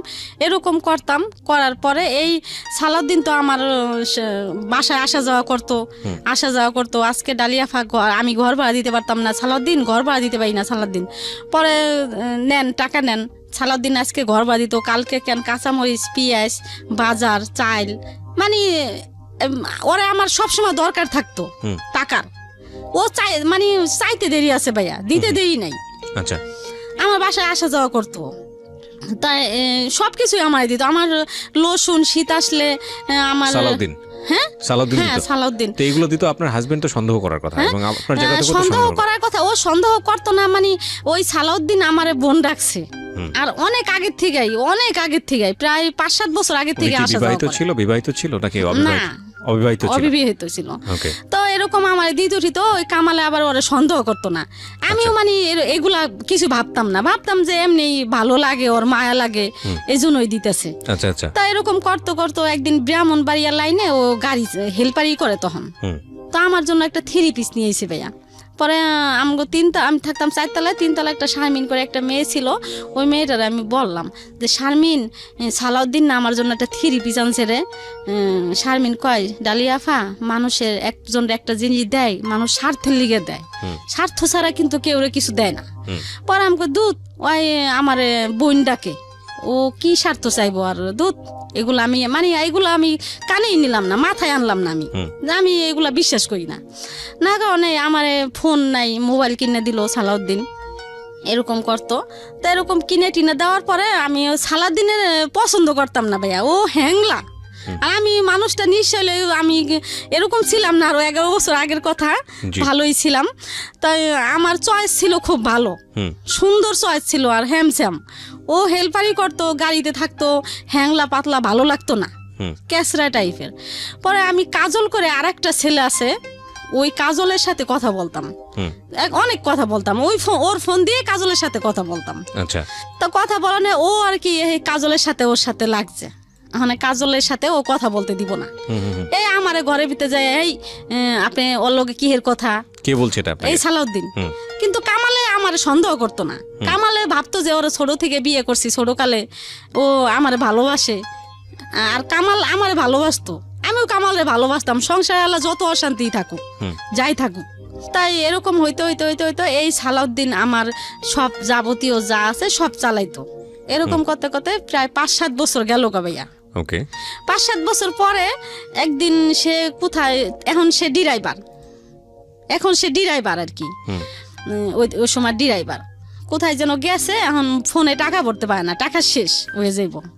এখন টাকা শেষ অবস্থা, এখন আমার বলতেছে কি, ডালিয়া আমার ফোনে টাকা নাই, এই কথাই বললো, চাই নাই টাকা, মানে সালাউদ্দিন। হ্যাঁ, আর এই 5-7 বছর ধরে আমার এই টাকা দিয়েছে ফোনে, উল্টা সে টাকা চাচ্ছে আপনার কাছে। হ্যাঁ, চাইতাছে না, মানে বলতাছে টাকা নাই।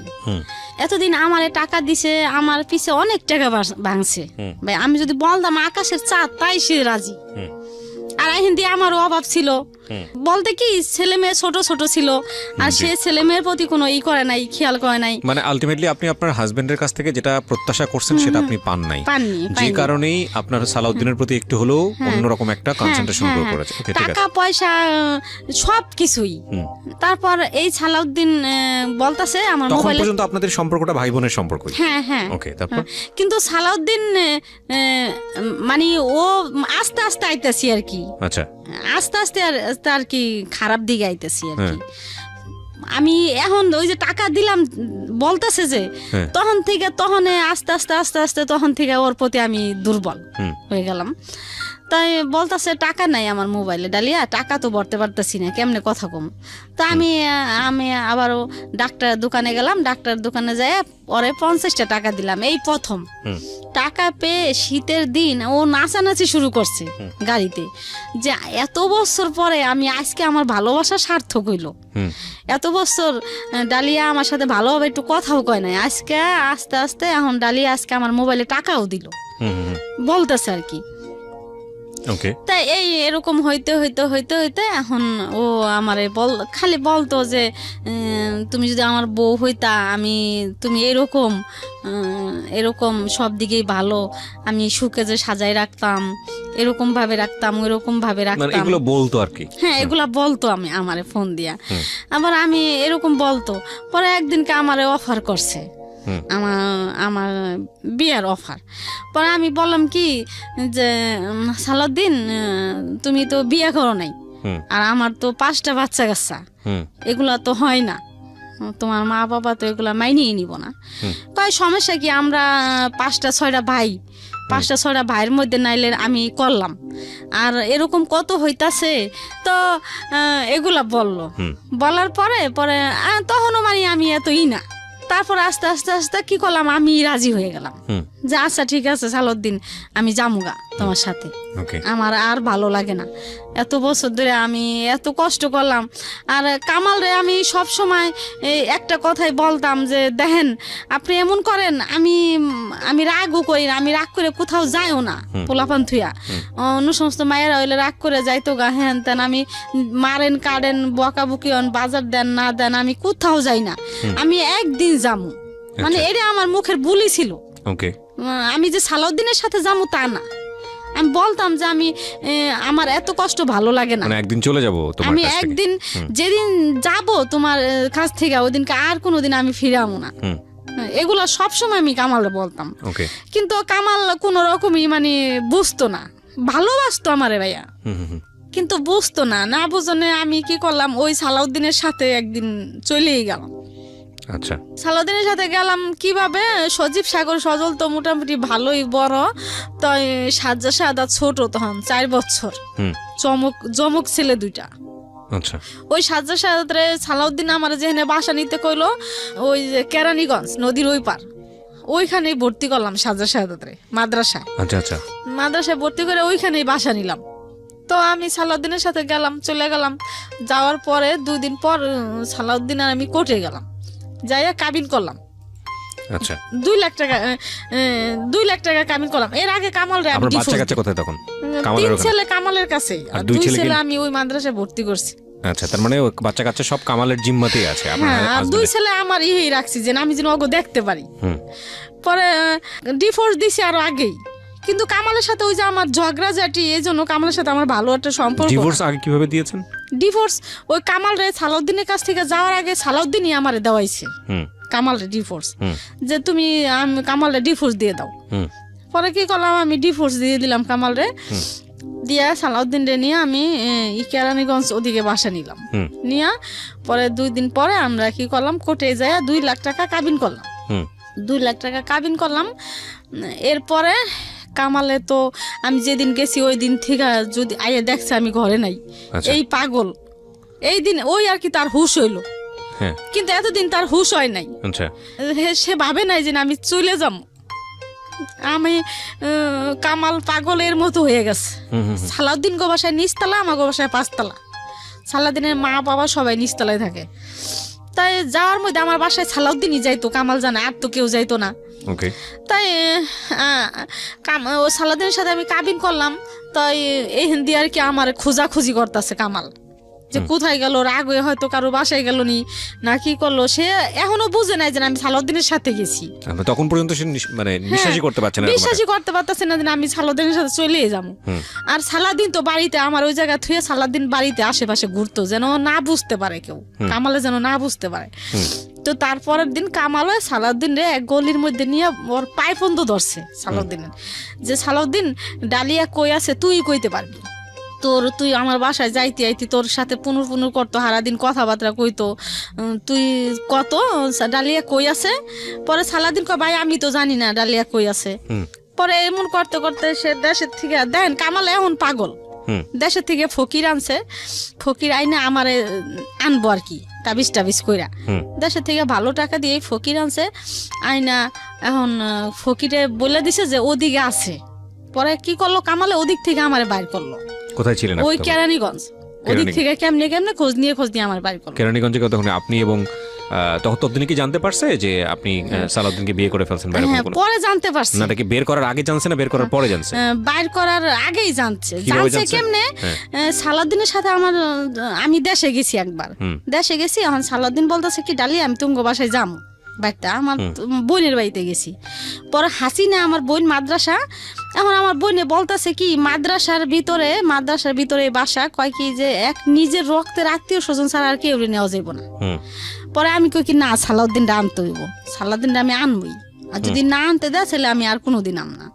তা আমার বোনেরা আবার আমার খুব ভালোবাসে, খুব, আমি আবার তেরা, এই জন্য আমার বোনেরা অনেক ভালোবাসে আমার। আমি খাই না খাই আমার বোনে করে তারপরে আমার সালাউদ্দিন গেল দেশে, যাইয়া একদিন থাকলো, থাইকে তারপরের দিন আবার আইসে পড়লো, আমারে নিয়ে ঢাকা আইছে। ঢাকা আইছে, এখন আমার বোনেরে ফোন দিছে কামালে, হাসিনা ডালিয়া কই গেল রে, কি আসায় বিষয়, ডালিয়া কি কারোর সাথে কথা টথা বলে, জানোস কয় কি আফা তো ওই যে সালাউদ্দিন কার নাম, হ্যাঁ লগে তো আইছিল আমার বাড়ি। তখনই মোটামুটি নিশ্চিত হয়ে গেছে যে আপনি সালাউদ্দিনের সাথে কাজটা করে ফেলছেন।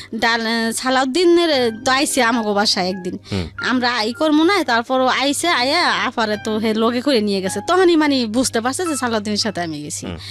এই আর কি খুব মানে এলাকাটা সুদ্ধা গরম হয়ে গেল আর কি, আর সে বুঝতে পারে না যে আমি জামুগা এরকম কাজ করবো। তাই এরকম করতে করতে করতে করতে তারপরে কি করলো, এই যে সালাউদ্দিনের সাথে মানে আস্তে আস্তে আস্তে আস্তে বছর 1.5 বছর গেল, তারপরে এলাকা নীরব হয়ে গেল আস্তে আস্তে। তখন মানিকগঞ্জ থেকে তো আপনাকে খুঁজে বের করলো, তখন তারপরে কি হলো? খুঁজে বের করলে কি হয়েছে, বের করলে আমারে করে নাই, মানে রাখে নাই, বাইর করছে ঠিকই, কিন্তু আমার আপনার সঙ্গে কথোপকথন হলো না, আপনার সঙ্গে কথা হইছে, কিন্তু আমি বলছি আমি আর থাকুম না তোমার কাছে। আচ্ছা, তো বাচ্চা কাচ্চা তোমার কাছে থাকুম না, আমি তোর কাছে গেছি গা, আমি তো এতদিন এতটা বছর আমি সহ্য করছি, আমি তো আপনার কইছি যে আমি গেলে একদিনই যামু, আপনি এত করছেন, তাহলে এখন কিল্লি গা এমন করতেছেন, আমি তো ওর লগে গেছি গা, সমস্যা কি? পরে এরকম করতে করতে পরে ঠিক আমি ওর কাছে থাকলামই না থাইকা সালাউদ্দিন আর আমি বাসা নিলাম, নিয়ে থাকলাম। বাচ্চা কাচ্চার কথা তখন মনে পড়তো না? বাচ্চা কাচ্চা তো ওর কাছেই ছিল, মানে আপনার কামালের কাছেই ছিল। তখন মানে আবার ওই কামাল এলাকা ছেড়ে অন্য এলাকায় গেছে, চলে গেছে, অন্য এলাকায় গেছে গা। আমি আবার ওই কেরানীগঞ্জ থেকে ওই এলাকায় আইছি, এলাকায় আইয়া বাসা নিছি। এখন আমার ছেলেরা, আমার বড় ছেলে, মেজো ছেলে, সেজো ছেলে এখন ওই কামালের কাছে যায় না, আমার কাছে থাকবো, ওর চলে কাছে আসছে, হ্যাঁ। ওর কাছে যায় না, আচ্ছা ও বাপের কাছে যায় না। ওই যে বাপে কামে কাজে দিয়ে দিছে, এরকম করছে। এখন আমার ছেলেরা তো দেখছে কম বেশি আমার ব্যাপারটা, তো ছেলেরা আমার কাছে আইসে বললো আসছে মতো। আমার মেজো ছেলেরা একদিনকে আমার মেজো ছেলেরা আবারও করা বেশি, তখন মনে হয় 10-11 বছর আমার মেজো ছেলের ভাত দিয়ে বলতাছি যে সাগর আমি সালাউদ্দিনের লেগে গেছি তাই কি হয়েছে, আমি কামালরে ছাইড়া দিছি, আমি সালাউদ্দিনরেও ছাইড়া দিম। তো করে যদি সালাউদ্দিন না পছন্দ করে আমি তো করে চাই, আমি সালাউদ্দিনেরও আমার দরকার নেই, আমি তগো নিয়ে থাকুম, আমি যাই করছি আমি তো বাই করে নিয়ে থাকুম, আমি তো করে হালাম না। সালাউদ্দিন যেদিন কইব যে ও করে ঘরে জায়গা দেশকে আমি সালাউদ্দিন রে ছাইড়া দিম, আমি তো করে ছাড়ুম না। তাই কইয়া বুঝাই টুজাই আমার ছেলেরা সবই আমার কাছে থাকলো, থাইকে টাইকে ছেলেরাও কাজ কাম করে। সালাউদ্দিন কোনো রকম আর কি আসে, কোনো রকম কোনোদিন টাকা কিছু দেয়, কোনোদিন দেয় না, এই অবস্থায় মানে এখন মানে ওই যে বিয়ের আগ পর্যন্তই আমার ভালোবাসছে, এখন বিয়ে করছে একজনের কাছ থেকে আনছে, এখন মানে সে হাল ছাইড়ে দিতেছে আস্তে আস্তে, এখন আর তার দরকার নাই আমার। তো এরকমটা কোন রকম দেয় আর কি, কোন রকম কি মানে তার একটা আছে না যে আমি বিয়ে করছি আমার এত টাকা দিতে হইব মাসে, আমি যেহেতু ওর একজনের কাছ থেকে আনছি আমার এত টাকা দিতে হইব, আমার ওরে দিতেই হইব, এগুলা তার মানে মাথায় নাই। আচ্ছা তার মাথায় যে আমি পারলে দিলাম, না পারলে না দিলাম, গেলে গেলাম, না গেলে না গেলাম, এই আর কি আমার কষ্ট। আমার সন্তান টন্তান নিয়ে আমি থাকতেছি 7-8 বছর গেল। যাওয়ার পরে আমি চিন্তা করলাম যে সালাউদ্দিন তো আমার পিছু ছাড়ে না, যেমনই হোক আমার পিছে পিছেই রয়েছে, আর আমি কামালরে যেহেতু ছাইড়ে আইছি, তাই আমার একটা স্বামীর দরকার আছে, স্বামী থাকলে মানুষে কিন্তু একটা বাড়িতে গেলে ঘর ভাড়া দেয় না ভাইয়া স্বামী ছাড়া। আর আমার ছোট ছোট বাচ্চা কাচ্চা না, পরে কি করলাম এই চিন্তা ভাবনা করে আমি এই হাবিব রে নিলাম। এই হাবিব আমি উনিছি, আর আল্লাহ দিছে, দেওয়ার মালিক আল্লাহ। তো এই হাবিব পেটে আসলো আর কি 8 বছর পরে, মানে যে বাচ্চাটাকে আপনি আজকে নিয়ে আসছেন 8 বছর পরে বলতে কি মানে সালাউদ্দিনের সাথে সংসার, সালাউদ্দিনের সাথে সংসার করছেন 8 বছর, তারপরে বাচ্চা কাচ্চা। এই 8 বছর আমি একটু জানতে চাই, 8 বছর কি হলো, মানে আপনার সালাউদ্দিনের সাথে কোনো সমস্যা হয়নি, সে আপনার বাচ্চা কাচ্চা সহ মেনে নিয়েছে? কিন্তু আমার বাচ্চা কাচ্চারা খারাপ জানতো না। কি লিগে খারাপ জানতো না, আমার বিয়ের আগে আমার বাচ্চা কাচ্চার খুব ভালোবাসতো সে, কিন্তু বিয়ের পরে মনে হইলো কি সালাউদ্দিন আমার বাচ্চা কাচ্চা মানে তার একটা দেওয়াল হয়ে গেল, মানে কেমন কেমন যে না বাচ্চাগুলোর সাথে ঠিক মতো কথা বলতো না। আর যেমন বিয়ের আগে আমার সজীব সাগর বলতো মামা আমার 10 টাকা দেন, আমার 5 টাকা দেন, গেলে গলা ধরতো, মামারে ভালোবাসতো, আমার টাকা দেন, মুড়ি খামু, হ্যান খামু, তেন খামু, ঝাল মুড়ি খাম। কিন্তু তখন আর আমার ছেলেরা কেউ ওই সালাউদ্দিনের সাথে আর কথা বলে না, আর সালাউদ্দিনও আমার ছেলেগুলো বেশি ভালোবাসে না। ওই সাজ্জাদ শাহাদাতের 2 সামনে পড়লে কথা কয়, না পড়লে নাই। তাই এর মধ্যে এই বাচ্চা না আমার পেটে আসলো, আসার পরে বাচ্চাটা পেটে আসলো, তখন ওর চাকরি নাই, সাসপেন্ড করলো। সাসপেন্ড করার পরে এখন সালাউদ্দিনের চাকরি নেই, চাকরি নাই। আমি টুকটাক ব্যাগের কাজ করতাম, সজীব সাগর সজল টাকা দিত, এই দিয়েই আমি চলতাম, ঘর ভাড়া দিতাম, আমরা খাইতাম, আবার সাজ্জাদ শাহাদাতের মাদ্রাসার বেতনও চালাইতাম, আবারও এই সালাউদ্দিন আসলে বাজার করে খাওয়াইতাম, আবার সালাউদ্দিনের টুকটাক কোনো কাপড় চোপড় লাগলে দিতাম। মানে কি সালাউদ্দিন দূরে থাকতো? হ্যাঁ, ওর বাবা মার কাছেই থাকতো বেশি। তো আপনার কাছে থাকতো? বললাম না 15 দিন পরে, 10 দিন পরে, 1 মাস না 15 দিন, 10 দিন, 1 সপ্তাহ পর পরই আসতো আচ্ছা আমার কাছে। তাই এরকম চলতেছি যখন বাবু হওয়ার 1 সপ্তাহ আগে আমি মেডিকেল সবই রেডি হয়ে গেছে, বলছে যে বাবু সিজারে হইব। তাই এখন ভর্তি হমু, এখন সালাউদ্দিনে বলতাছি কি সালাউদ্দিন এখন তো আমার মা ভর্তি হইতে হইব মেডিকেল, এখন কি করবো? এখন কয় আচ্ছা ঠিক আছে যা একটা করাই যাইব, মানে ওরকম একটা মাথা করে না, মানে এটা গুরুত্ব দেয় না, কি আর করে না। না কারণে ও 1 সপ্তাহ আগে আমার বাসার থেকে, বাবু হয়েছে নভেম্বরের 9 তারিখে, এর আগে 1 সপ্তাহ আগে আমার বাসা থেকে বের হয়ে যাইতাছে, সকালবেলা বের হয়ে যাইতাছে। যাওয়ার সময় আমি ওরে পিছর থেকে, আমার অবস্থা তো তখন ভালো না 1 সপ্তাহ আগে, তখন আমি পিছর থেকে ওরে জড়াই ধরে আমি কাইন্দে দিছি যে সালাউদ্দিন তুমি, আমার মনে হয় কি তোমার তখন মানে ওই সাসপেন্ডে ছিল 2.5 বছর ভাইয়া, বাবু হওয়ার 1 মাস আগে ওর চাকরি হয়েছে আবারও। আচ্ছা হ্যাঁ আবার হয়েছে, হওয়ার পরে এখন আমার আর ভালো লাগতেছে না, যে এমনি ওই কেমন যেন আর ভাবসাব বেশি একটা ভালো না, আর চাকরি হয়েছে, এখন মনে হয় যে সালাউদ্দিন আমার ছেড়ে চলেই যাইব। আচ্ছা এই ভাইবা মানে ওরে আমি পিছের থেকে জড়াই ধরলাম যে সালাউদ্দিন তুমি কি আমারে ছাইরা যাইবা গা, চাকরি হয়েছে তুমি আমারে ছাইরা যাও না সালাউদ্দিন, আমার মা নাই, আমার কেউ নাই, আমার কোনো আত্মীয় স্বজন নাই, আমার কে দেখবো এমন সময়। তখন আপনার 5টা বাচ্চা আপনার সঙ্গেই থাকে, আরো পেটে পেটে 2টা মাদ্রাসায় থাকে আর কাজে কামেই থাকে বেশি ছেলেরা। পরে বললাম, ও আর কি কোনো মাথা লড়াইলো না ভাইয়া, যে আমি কই যাবো তোরে ছাইরা। আছে না এতটা বছর সংসার করছি ভাইয়া, মাথায় হাত দিয়ে বলতে পারতো যে কেন আমি তোরে ছাইরা যাম। কিছু না বইলে ওর জুতা টুতা মুছে দিলাম ভাইয়া, নাস্তা টাস্তা বানাই দিলাম। ও খাইয়া কি করলো, আসতে বাইরে গেল, যায় আর আসলো না। পরে আমি এই 9 দিন পরে আমি ভর্তি হমো, সালাউদ্দিনে ফোন দিতেছি যে ভাইয়া আমি তো ভর্তি হমো, আমি কেমনে কি করুম, আমি একলা, আমার তো কেউ নাই তুমি জানো, তাই আমি অনেক কি করুম। মানে ও আমার ফোনই রিসিভ করে না, না কারণে একদিন আমার বলতাছে কি যে একদিন ওর বোনের জামাই ফোন দিছে আমারে, ওর বোনের জামাই আর কি ভালো অবস্থা, আর ওরা বেশি একটা অবস্থা ভালো না, 5-6 ভাই খাটে, টাকা পয়সা মানে খাইলে ভালো, আর ওর বোনের জামাই অবস্থা ভালো। তা ওর বোনের জামাই আমার ফোন দিছে, কবির নাম, বলতেছে কি ফোন দিয়া কয় কে ডালিয়া, আমি কই হ্যাঁ আমি ডালিয়া, কয় আমি আপনি কে, কয় কি আমি কবির। পরে আমি কই কি ব্যাপার ভাইয়া কেমন আছেন, কয় হ্যাঁ ভালো আছি। পর বলতেছে কি ডালিয়া তোমার একটা কথা, তোমার সাথে কথা বলতে চাই। আমাকে বলেন, কয় কি তোমার তো সালাউদ্দিন ছাইরে দিতে চায়।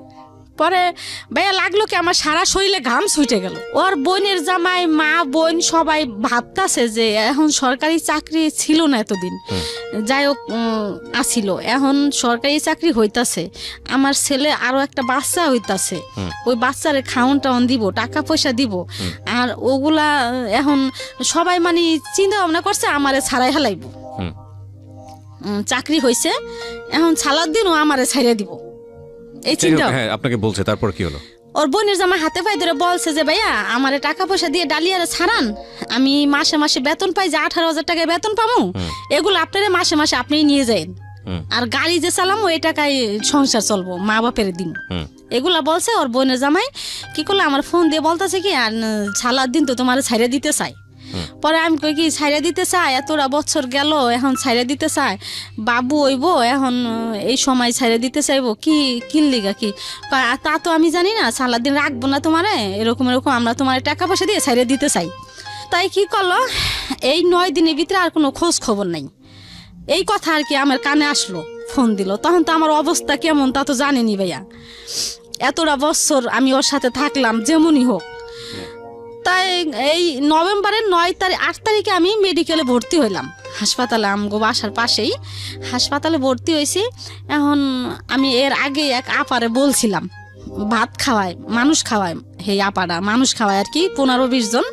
আপারে বললাম কি আপা, পাশের বাড়িরই আপা, আমি যদি মেডিকেলে ভর্তি হই, আপনি তো জানেনই আপা আমার কেউই নাই, যদি আমার আপনার লাগে আপা তাহলে কি আপনি যাইবেন? কয় কে আমি যাবো না, কে তুই আমার ফোন দিস দেখিস আমি যাবো। পরে আমি ভর্তি হইলাম 8 তারিখে নভেম্বরের, 9 তারিখে সকালবেলা ভাইয়া আমার সিজার করব। এখন ওই আপায় সকালবেলা বাজারে গেছে, আরও দেখেছে, এর মধ্যে আমার শরীর মানুষ চায় ভাইয়া। পরে শরীর মানুষ চায়, এখন আমি শরীর মানুষ পাম কই, আমার স্বামীরে চায়। এখন আমি ওর আব্বুরে ফোন দিলাম সালাউদ্দিনরে, যে ভাইয়া তুমি কই, অন্য নাম্বার দিয়া। পরে কয় কি আমি তো বাসায়। পরে আমি কই ভাইয়া একটা সই লাগবো ভাইয়া, এখন না আমার একটা সই দিয়ে যাও, এখানে তো কেউ নাই, এখন সই কেডা দিয়ে দিব, একটা সই দিয়ে যাও না ভাইয়া। কইলাম মতো আমি আইতাছি, কই ভাইয়া ফোনটা অফ করে রাখলো, আমার সাথে কিন্তু কোনো ঝগড়া কাইজা না, আচ্ছা ফোনটা অফ করে রাখলো ভাইয়া, আর আমার আইলো না সই দিতে। তাই ওই আফাটাই আসলো, আইসে ওই আফায় সই দিল, আমার সই নিল, নিয়ে আমার কি করলো সিজারের রুমে ঢুকাইলো। এখন ঢুকাইছে মতো ভাইয়া আমার অবস্থা অনেক খারাপ। কেন খারাপ, সাজা সাদাত মাদ্রাসায় সজীব সাগরে আমি বইলে আসিনি, সালাউদ্দিনরে এত ভালোবাসলাম, একজন থুয়ে সালাউদ্দিনের কাছে আসলাম, সালাউদ্দিনের সাথে এতদিন এত কিছু হইলো, কোথায় গেল আজকে সেই ভালোবাসা? আমারে সালাউদ্দিন একটা সই দিতে আসলো না, আর আমি যদি মইরা যাই তাহলে আমার সাজা সাদাত কই যাইব, সজীব সাগর সজল কই যাইব, এগুলা নানা চিন্তা ভাবনা ভাই আমার এখন, আমার নাই, আমি ঠিক নাই, না ঠিক থাকো না, আমার পিঠে সুই দিছে অপস্করণের সিজার করব, 2বার দিছে সুই, তারপরও আমার অপস হয় না।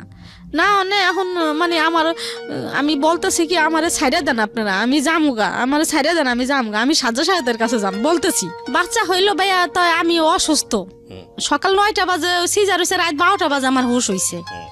হুশ হয়ে তারপরে যাই হোক মেডিকেলে যেইভাবে হোক কাটলো দিন, কাইটা 4 দিন পর বাসায় গেলাম। এর মধ্যে সালাউদ্দিনের কোনোই নাই, খবর বার্তা নাই, আসেও না, দেখেও না, ফোনও দেয় না। তারপরে 1 মাস পরে ভাইয়া আমার সেলাই নষ্ট হয়ে গেছে। ওই যে কান্দাকাটি করছি, ওর অফিসে গেছি, হেনে গেছি, আমার ওখানে সেলাই নষ্ট হয়ে গেছে গা। আবার সেলাই করতে হইব, এখন ড্রেসিং করতে আসি ভাইয়া। এখন ওই 2টা ডিউটি স্যার আছে ওই হাসপাতালে, ওই ডিউটি স্যার বলতেছে যে আমি আপনারে মাগনা করে দিব ড্রেসিং। ওই আমার অবস্থা খারাপ, কান্দাকাটি করি, এই জন্য আমার প্রতিদিন ড্রেসিং করে দিত। প্রতিদিন আমি খুবই কানলে আমার রাগ করতো, কইতো কি আল্লাহ আছে, আল্লাহ আল্লাহ করেন এগুলা বলতো। এরকম ড্রেসিং করতে করতে 1 মাস ভরে আমি ড্রেসিংই করলাম ভাইয়া, আমার ঘাও আর শুকাইলো না। বলতেছে যে আপনার ফিরে নতুন করে আবার করতে হইব, সেলাই দিতে হইব। এখন আমার মাথা তো খারাপ হয়ে গেছে, নতুন করে সেলাই দিতে হইব, আমার কি অবস্থা হইব। এখন আবার ওইটা খুললো ভাইয়া, খুললে ওই জায়গা পরিষ্কার করে আবার আমার সেলাই দিল। সেলাই দিয়ে যেদিনকে বাসায় গেলাম, আমার ওষুধ লেখা দেয় ভাই, আমি তো ওষুধ খাইতে পারি না, টাকা পাবো কোথায় আমি ওষুধ খামো। তা বাসায় গেলাম, মনে হয় কি যে শিং মাছের মতো আমার কাতাই, শিং মাছে যেমন কাতা দিলে ভাইয়া যেমন করে, ঠিক আমার সেলাইটা এরকমই করতেছে, এরকম কষ্ট হইতেছে আমার। এর মধ্যে ও ফোন দিছে ভাইয়া 1 মাস পরে। ও ভাবছে যে 1 মাসে তো ঘাওটাও শুকাইছে, হয়তো ডালিয়ার কাছে গেলে আমার জায়গা দিব ডালিয়া, বুঝতে পেরেছি। আর ভাইয়া ওই দিনই আমি তো বাসায় আসতে চাই। পরে আমি কই তুমি আসো ভাইয়া, আমার কথা হলো কি ও আসুক, ও আইসা আমার বাবুরারে দেখুক, দেখলে হয়তো মায়া লাগতে পারে, ঠিক আছে ভাইয়া।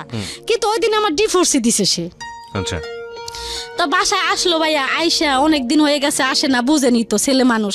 পরে আইসা ভাইয়া আমার সাথে কেমন যেন করতেছে দেখেন। পরে আমি আর ওর সাথে রাগ দেখাই না, আমি কার সাথে রাগ দেখাবো, রাগ টাগ দেখাই না, কোনো অভিমান টভিমান করি না, রাগ টাগ দেখাই না। আমার সাথে ভাইয়া কেমন যেন করতেছে, রং কেমন করে, আমার তো হিন্দি খবর হয়ে যাইতেছে।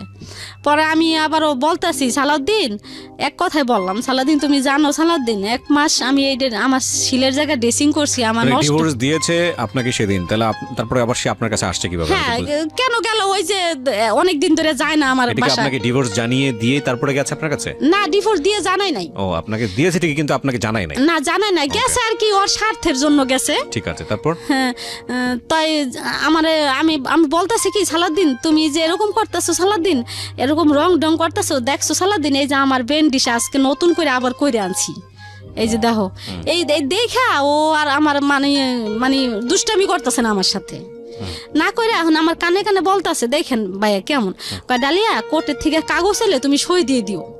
পরে আমার মাথা গেছে খারাপ হইয়া, কিরে আমি কাগজ আনলে আমি সই দিয়ে দিব।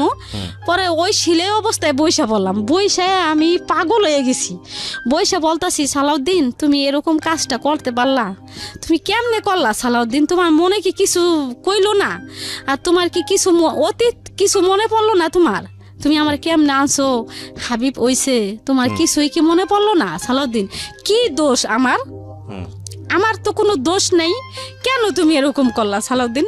মানে আমি পাগল হয়ে গেছি, মনে হয় কি ভাই আমি পাগলের মতো করতেছি, ওর কোনো ভাষা নাই, ও চুপচাপ বসে থাকলে ওরে আবার ভাই আমি জুতা কিনে দিছিলাম, শার্ট বানাই দিছিলাম, ওই জুতা কি করলাম ভাই, আমার ওই সেলাই অবস্থায় জুতা কি করলাম আমি বডি দিয়ে কাইটা ফেলাইলাম, আমার সাথে পারলো না ভাইয়া, ওই জুতা আমি বডি দিয়ে কাইটা 2 ভাগ করলাম, ওই শার্টটা আমি 2 ভাগ করলাম ছিঁড়া করছি। এখন কি করলো, ও ঘরে ও ভয় পেয়ে গেছে যে মানুষজন তো একখান হইব, পরে আসতে কি করলো বের হয়ে গেছে, বেরো হয়তো কোনো বন্ধু বান্ধবের কাছে গেছে। তারপরে আমি ওর অফিসে আসা যাওয়া করতাম ভাইয়া, এর মধ্যে ওর ডিপু যেখানে গাড়ি চালায় ম্যানেজার, ওই ম্যানেজারের কাছে আসা যাওয়া করতাম। পরে এই হাবিবরে দেখা ওরা সবাই মানে আমার লিগে খুব মায়া করতো অফিসে। পরে ম্যানেজার ওরে ডাকছে যে তোর বোর কি দোষ, মানে একটা তো দোষ দিতে হইব, তোর বোর চরিত্র খারাপ না কারণ নিয়ে কোনো খারাপ কিছু দেখছিস, কয় না, কয় কিছু না, কয় তো কি খারাপ, কয় কি আমি যা টাকা পয়সা দিই তার ওর হয় না। পরে ম্যানেজার বলতেছে যে এগুলা তো সব বউরাই কয়, টাকা পয়সা কোনো বউ করি হয় না, সব মহিলাগো একটা না একটা থাকে, তা এই জন্য কি তোর বউ ছেড়ে দিবি? তা দেখ রে এরকম এরকম। আচ্ছা, আমি এত ডিটেল আর না যাই, আমি শুধু একটু আপনার কাছ থেকে শর্টকাটই যদি জানি কি হলো এরপরে আপনি ডিভোর্স দেওয়ার পরে কি আপনার সঙ্গে আর ব্যাক করেছেন, আপনি মেনে নিলেন এটা? হ্যাঁ হ্যাঁ। নাকি মেনে নিলে বাধ্য হলেন, কি হলো দিন শেষে? তবে আমার কি করলো 3 মাস অফিস থেকে আমার হাবিব রে 5,000 করে টাকা দিল 2 বার। দেওয়ার পরে দ্বিতীয়বার সালাউদ্দিন আমার ফোন দিয়ে বলতেছে কি যে এর মধ্যে 3 মাস আর সালাউদ্দিনের সাথে আমার সাথে সম্পর্ক নাই, যে সালাউদ্দিন ফোন দিয়ে বলতেছে যে ডালিয়া তোমারে আমার ফ্যামিলির থেকে আমি আর কি মামলা করছি এর মধ্যে আর কি। মামলা করে দিয়েছেন? হ্যাঁ মামলা করছি। কি মামলা করেছেন? মামলা করছি যে যৌতুক মামলা করছি। আর যৌতুক এবং নারী নির্যাতন যেটা হয় আর কি। হ্যাঁ হ্যাঁ। খেয়াল করবেন 3টা অ্যাঙ্গেল আছে এই গল্পে। এর ভিতরে একটু থামাই আপনাকে। 3টা অ্যাঙ্গেল প্রিয় শ্রোতা। একটা হচ্ছে ওনার আগের সংসার, ওনার পরের সংসার দ্বিতীয় অ্যাঙ্গেল, তৃতীয় অ্যাঙ্গেল হচ্ছে মামলা। এই মামলার বিষয়টা এখানে কিভাবে আসলো, মানে এবং যখন সরকারের কাছে আশ্রয় নিতে হচ্ছে এই সমস্যা সমাধানের জন্য, সেই যে আশ্রয় যে যৌতুক এবং নারী নির্যাতন, যৌতুকের প্রসঙ্গ তো এখানে আসেই নাই, মানে পুরো এন্টায়ার গল্পে। এবং নারী নির্যাতনের বিষয়টা কিন্তু ওনার আপনার কি গায়ে হাত তুলতো? হ্যাঁ আমার খুব মারতো। ও মারতো? আমার মায়ের পাগলের মতো মারতো, এই পাশে থেকে মারে ওই পাশে নিত, ওই পাশে থেকে ওই মাসে। এই 8 বছরের সংসারে এত মারতো, তারপর আপনি সংসার করেছেন তার সঙ্গে? হ্যাঁ আমি সংসার করছি, ওই যে একটাই ভাইবা যে আমার কিছু করার ভুল, ভয়ঙ্কর রকমের ভুল। আচ্ছা ঠিক আছে, হ্যাঁ বলেন তারপর। তো আমি মামলা করছি এখন মামলা ওখানে ও বলতেছে কি ডালিয়া তুমি বাবুরে লইয়া যাই বাইবা, তাই এগুলো না করে আমার ফ্যামিলির থেকে তোমার 2 লাখ টাকা দিব, 2 লাখ 2.5 লাখ যাই দেখ তুমি মাইনে নাও। আর আমি তো আছি, আমার সন্তান, আমি তো আর এটা করতেছি না। ও যদিও সই দিয়ে থাকি তাহলে তো আমি মনের থেকে সই দিম না, সন্তান তো সন্তানই আমার, তাই তুমি মাইনা না, পরে আমরা মিলম। তাই ভাইয়া আমি কি করলাম, ওর কথা আমার ভুল হয়ে গেছে বলতেছে, আমার ভুল হয়ে গেছে, আমি ওই ম্যানেজার ট্যানেজার সবার কথা মতো মামলাটা তুলে নিলেন। হ্যাঁ না তুলে নিলাম না, ওর উকিলে আমার উকিলে মিলা এই মানে এক জায়গায় বইসা ওই আমারে কি করলো 2.5 লাখ টাকা দিল। বাবুর হাবিবের বাবদ 50,000 টাকা আর আমার কাবিনের 2 লাখ টাকা। পরে দেওয়ার আগে থেকে আমার সাথে ভালো যোগাযোগ শুরু করলো ভাইয়া ওর আব্বু, এই সালাউদ্দিন ভালো কথাবার্তা বলতেছে। দেওয়ার প্রায় 15-20 দিন আগের থেকে আমার আগের মতো মানে এই বিয়ার আগের মতো কথাবার্তা শুরু করতেছে। এখন আমার বলতেছে কি আমার ভুল হয়ে গেছে ডালিয়া, তাই আমি আবার তোমার জীবনে আসতে চাই, তোমার মা বাপ নাই, হাবিব রেখে রাখবো, এত কষ্ট। পরে ভাই আমি রাজি হইয়া ওরে আবার আমি আনলাম, আইনা পর আবার আমরা কি করলাম কাবিন কইরা ফিরা ও বলতেছে কি আমার কিছু টাকা টুকা দাও না। ও আমার কাছ থেকে ভাই 1 লাখ টাকা নিল আর 1.5 লাখ টাকা আমার কাছে রইলো। ও আবার টাকা নিয়ে নিয়েছে? হ্যাঁ 1 লাখ টাকা নিল, নিয়ে 1.5 লাখ টাকা আমার কাছে থাকলো। এখন ওই 1 লাখ টাকা নিয়ে ঋণ পিন দিল, একটা অপ্পো সেট টেট কিনলো আমো ঘরে, মানে আমারও টুকটাক কিছু আর কি ভাঙছি ভাইয়া বুঝছেন কইরা। তারপরে এখন কিছুদিন পরে ভাইয়া আবার শুরু করছে, আবার ওই 1.5 লাখ টাকা চাই ভাইয়া বুঝছেন। ওই 1.5 লাখ টাকা আমার কথা হলো কি সালাউদ্দিন তো আমার ভালো কিছু দেয় না। ডিভোর্স দিয়েছেন, তারপরে আর মামলা করেছেন, মামলা তুলে নিয়েছেন টাকার জন্য, উকিলে বসে একটা সমাধান করেছেন। তারপরে সে আপনার কাছে আবার ফিরছে, ফিরে টাকাগুলো যখন আপনার কাছ থেকে নিচ্ছে তখন কি তাকে আবার বিয়ে করেছিলেন? না করেন না, আবার বিয়ে করছেন। তখন কত টাকা দিন মহল ধরেছেন? 1 লাখ টাকা। 1 লাখ টাকা, আচ্ছা ঠিক আছে। তারপরে ওই 1.5 লাখ টাকা আবার চাইতাছে, পরে 1.5 লাখ টাকা চাইতাছে। এখন আমার কথা কি যে ও তো আর ভালো না, যদি ভালো হইতো 1.5 লাখ টাকা আমার কিডনি বেচেও দিতাম। 1 লাখ টাকা দিছি, তা 1.5 লাখ টাকা থাক আমার কাছে, তাই ওই 1.5 লাখ টাকা চায়। আর ভাইয়া আজকে এই মেয়ের সাথে, কালকে ওই মেয়ের সাথে, খুলনা যায় একটা, গোপালগঞ্জ যায় একটা, এই নোয়াখালী যায় একটা, মানে যেই দেশে যাইবো ওই দেশে তার একটা আছে, ড্রাইভার গাড়ি চালায়, ওই দেশে তার একটা না একটা আছেই। প্রত্যেকটা মেয়েরে আমি ধরছি আর কি, ওই যে ও তার মোবাইল থেকে ফোন দিয়ে আমি ধরছি। এরকম করতে করতে তো সে আমার এখন মানে ওই 1.5 লাখ টাকা 1.5 লাখ টাকাই করে, আমি ওই 1.5 লাখ টাকা দেই না কা। তা আমার কথা যে আমি 1.5 লাখ টাকা দিমু, কারে দিমু? ভালো তো হইতে হইব, আমার সংসারিক হইতে হইব, আমার সংসারিক না আমার হাবিবরে তো দেখতে হইব, হাবিব তো তার সন্তান, আমারে না দেখ তার সন্তান রে সে কি দিব না ভাইয়া? যে আমার একটা সন্তান আছে, আমার সন্তান রে এই আজকে অসুখ হয়, কালকে অসুখ হয়, এই একটা না একটা ভাইয়া হইতেই থাকে। 3 বেলা ভাইয়া, সকাল বিকাল রাত্রে 3 ভাইয়া ফিটার নিয়ে ভাইয়া পিছে ঘুরে, জামু ফিটার দুধু দে কান্দাকাটি করে ভাইয়া, ফিটার না হইলে ঘুমায় না। অবস্থায় খুব এই বাচ্চাটা নিয়ে আমি খুবই কষ্টে আছি ভাইয়া। আর আমার ওই ছেলেরা আমার খুব ভালোবাসে ভাইয়া। ছেলেরা টাকা পয়সা লাস্ট কি দাঁড়াইছে? লাস্ট দাঁড়াইছে কি, আমি কিছুদিন আগে আমি মামলাও করছি ভাইয়া, আবার ওর নামে আবার মামলা করছি। আর আমি ওর হেড অফিসে দিছি, এই যে দরখাস্ত দিছি যে আমার এই ব্যাপার, আমার টাকা পয়সা দেয় না একটা ছেলে, এরকম তা ওই দরখাস্তটা এখনো হয় নাই। আপনি ওর অফিস মানে ও কি সরকারি চাকরি করে? হ্যাঁ, সরকারি তো চাকরি করে। তাহলে ওর আপনি দরখাস্ত দিয়েছেন, হ্যাঁ। প্লাস হচ্ছে আবার মামলাও করেছেন। হ্যাঁ। এখন এই অবস্থায় আপনি ঝুলন্ত অবস্থায় আছেন। হ্যাঁ। আপনার ছেলে মেয়ে সবগুলো এখন আপনার সঙ্গে আছে, হ্যাঁ, হ্যাঁ। মানে 7টা ছেলে আপনার? না, 6টা। 6টা। তো এই 6টা ছেলে। তো আপনার জীবনে আপনি যে ঘটনাটা আজকে এখানে বললেন, আপনার ভুলটা কি, আপনার অপরাধটা কি, আপনি কি ভুলটা কি ভাইয়া, এটা তো আপনিই বুঝতে পারছেন। আমার মনে হয় না যে আমার কোনো ভুল ভাইয়া, আমার জীবনটা এই ছোট না, থেকে আপনার ডেফিনেটলি ভুল আছে, আপনার ডেফিনেটলি ভুল আছে, কিন্তু আপনি যদি মনে না করতে পারেন যে আপনার কোনো ভুল নাই, আমার ভুল, আমি ওই যে কামাল যাই করতো, Exactly. কামালের কাছ থেকে যদি সালাদিনের কাছে না আসতাম, এটাই আমার ভুল হয়েছে। এইটাই এই জায়গাটাই আমি একটু বলতে চাচ্ছি। হ্যাঁ, সেটা হ্যাঁ। হচ্ছে যে একটা মানুষ, দেখেন আমরা সংসার জীবনটা আসলে অন্যরকম একটা জীবন আমার কাছে যেটা মনে হয়, এবং যারা এখানে শুনছেন তারা বিভিন্ন শ্রেণীর শ্রোতা আছেন।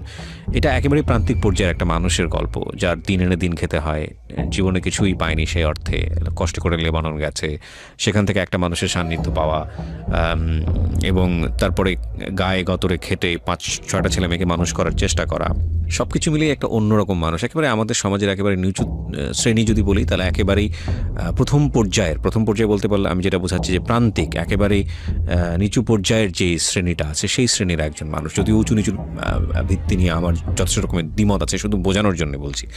তো আমি যেটা বলতে চাই সেটা হচ্ছে যে এই মানুষটার জীবনটাকে যদি আপনি অ্যানালাইসিস করেন, এরকম ঘটনা আমাদের প্রত্যেকের জীবনে আছে। সবচেয়ে ট্রিকি পয়েন্ট আজকের এই জীবনের পুরো গল্পটাতে সিক্রেটসে, সেটা হলো দেখুন ওনার জীবনের কোনো কিছুই সমস্যা ছিল না। ওনার প্রথম হাজব্যান্ডের সমস্যার জায়গাটা যেটা ছিল, উনি যেটা বলছেন যে আমার হাজব্যান্ড আমাকে লাভ করতো, ভালোবাসতো, কিন্তু ওর যেই খামখেয়ালিপনাগুলো, জুয়া খেলা বা ওর যে সংসারের দিকে মন না দেয়াটা, এটা আমার পছন্দ ছিল না। এবং সবচেয়ে বেশি যেই ল্যাকিংসটা ছিল, আদর যত্ন স্নেহ, যেটা হাজব্যান্ডের কাছ থেকে একজন ওয়াইফ প্রত্যাশা করে, ওই জায়গাটায় আরেকজন তৃতীয় পক্ষ চলে এসেছিল। এবং সে তৃতীয় পক্ষটা ছিলেন হচ্ছে ওনার দ্বিতীয় হাজব্যান্ড সালাউদ্দিন, যিনি লম্বা একটা সময় নিয়ে ওনার সময়টা ইনভেস্ট করেছেন এনার পেছনে, এবং যেভাবে হোক না কেন তার কাছে নিয়েছেন।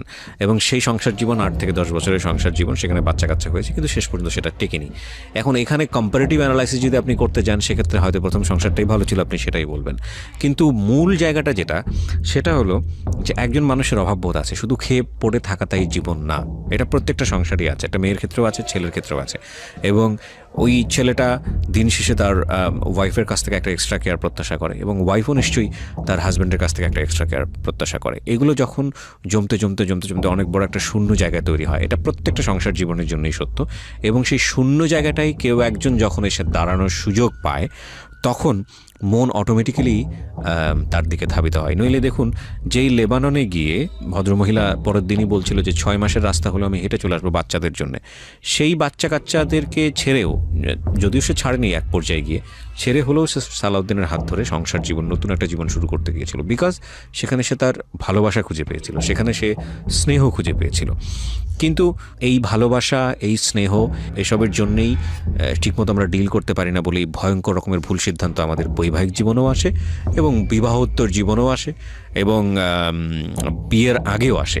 একটা জিনিস সবসময় যেটা বলি সেটা হচ্ছে লাভ অবশ্যই এটা সৃষ্টিকর্তা প্রদত্ত চমৎকার একটা জিনিস, অত্যন্ত পাওয়ারফুল একটা জিনিস।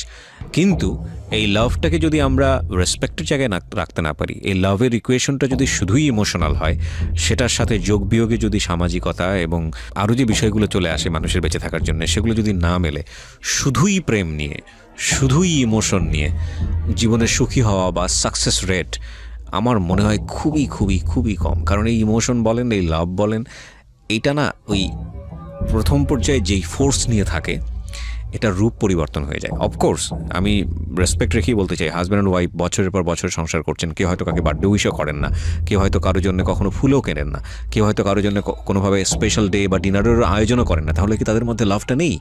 লাভটা অবশ্যই আছে, কিন্তু লাভটার ইন এ ডিফারেন্ট ওয়ে।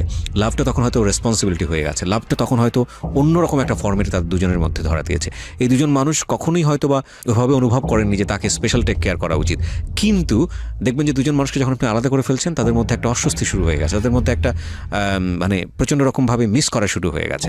এই যে নির্ভরতা, যেটা বোঝা যায় না, যেটা এক্সারসাইজের জায়গাটায় আসে না, যেটা বয়ফ্রেন্ড এবং গার্লফ্রেন্ডের ক্ষেত্রে খুব বেশি প্রয়োজন হয়, যেটা হয়তো হাজব্যান্ড আর ওয়াইফের ক্ষেত্রে একেবারেই প্রয়োজন হয় না, এই জিনিসটা থাকে, এটা ডিফারেন্ট ফর্মেটে চলে যায়। তো আমি কথাটা এই কারণেই বলছি যে যেই ইমোশনের কারণে, যে মানুষটাকে না হলে আপনার চলছে না, যে মানুষটাকে না হলে আপনার জীবনটাকে বৃথা মনে হচ্ছে, এটা একটা মারাত্মক রকমের ইমোশন, খুবই ম্যাচিউরড একটা ইমোশন। কজ এই ইমোশনটা পরবর্তীতে অন্যদিকে টার্ন নেয়, এবং সেই টার্নিং পয়েন্টে গিয়ে ওই মানুষটার সঙ্গে আদৌ থাকা সম্ভব কি না, সামাজিকতা কি বলে, এবং আপনার জায়গা থেকে লজিক কি বলে। যদিও আমরা যখন জানি যে ইমোশন যখন চলে আসে তখন লজিকটা অনেক বেশি বন্ধ হয়ে যায়। তো এই চিন্তাটা করাটা খুব জরুরি, নইলে 8 বছর পরেই হোক, 5 বছর পরেই হোক, 7 বছর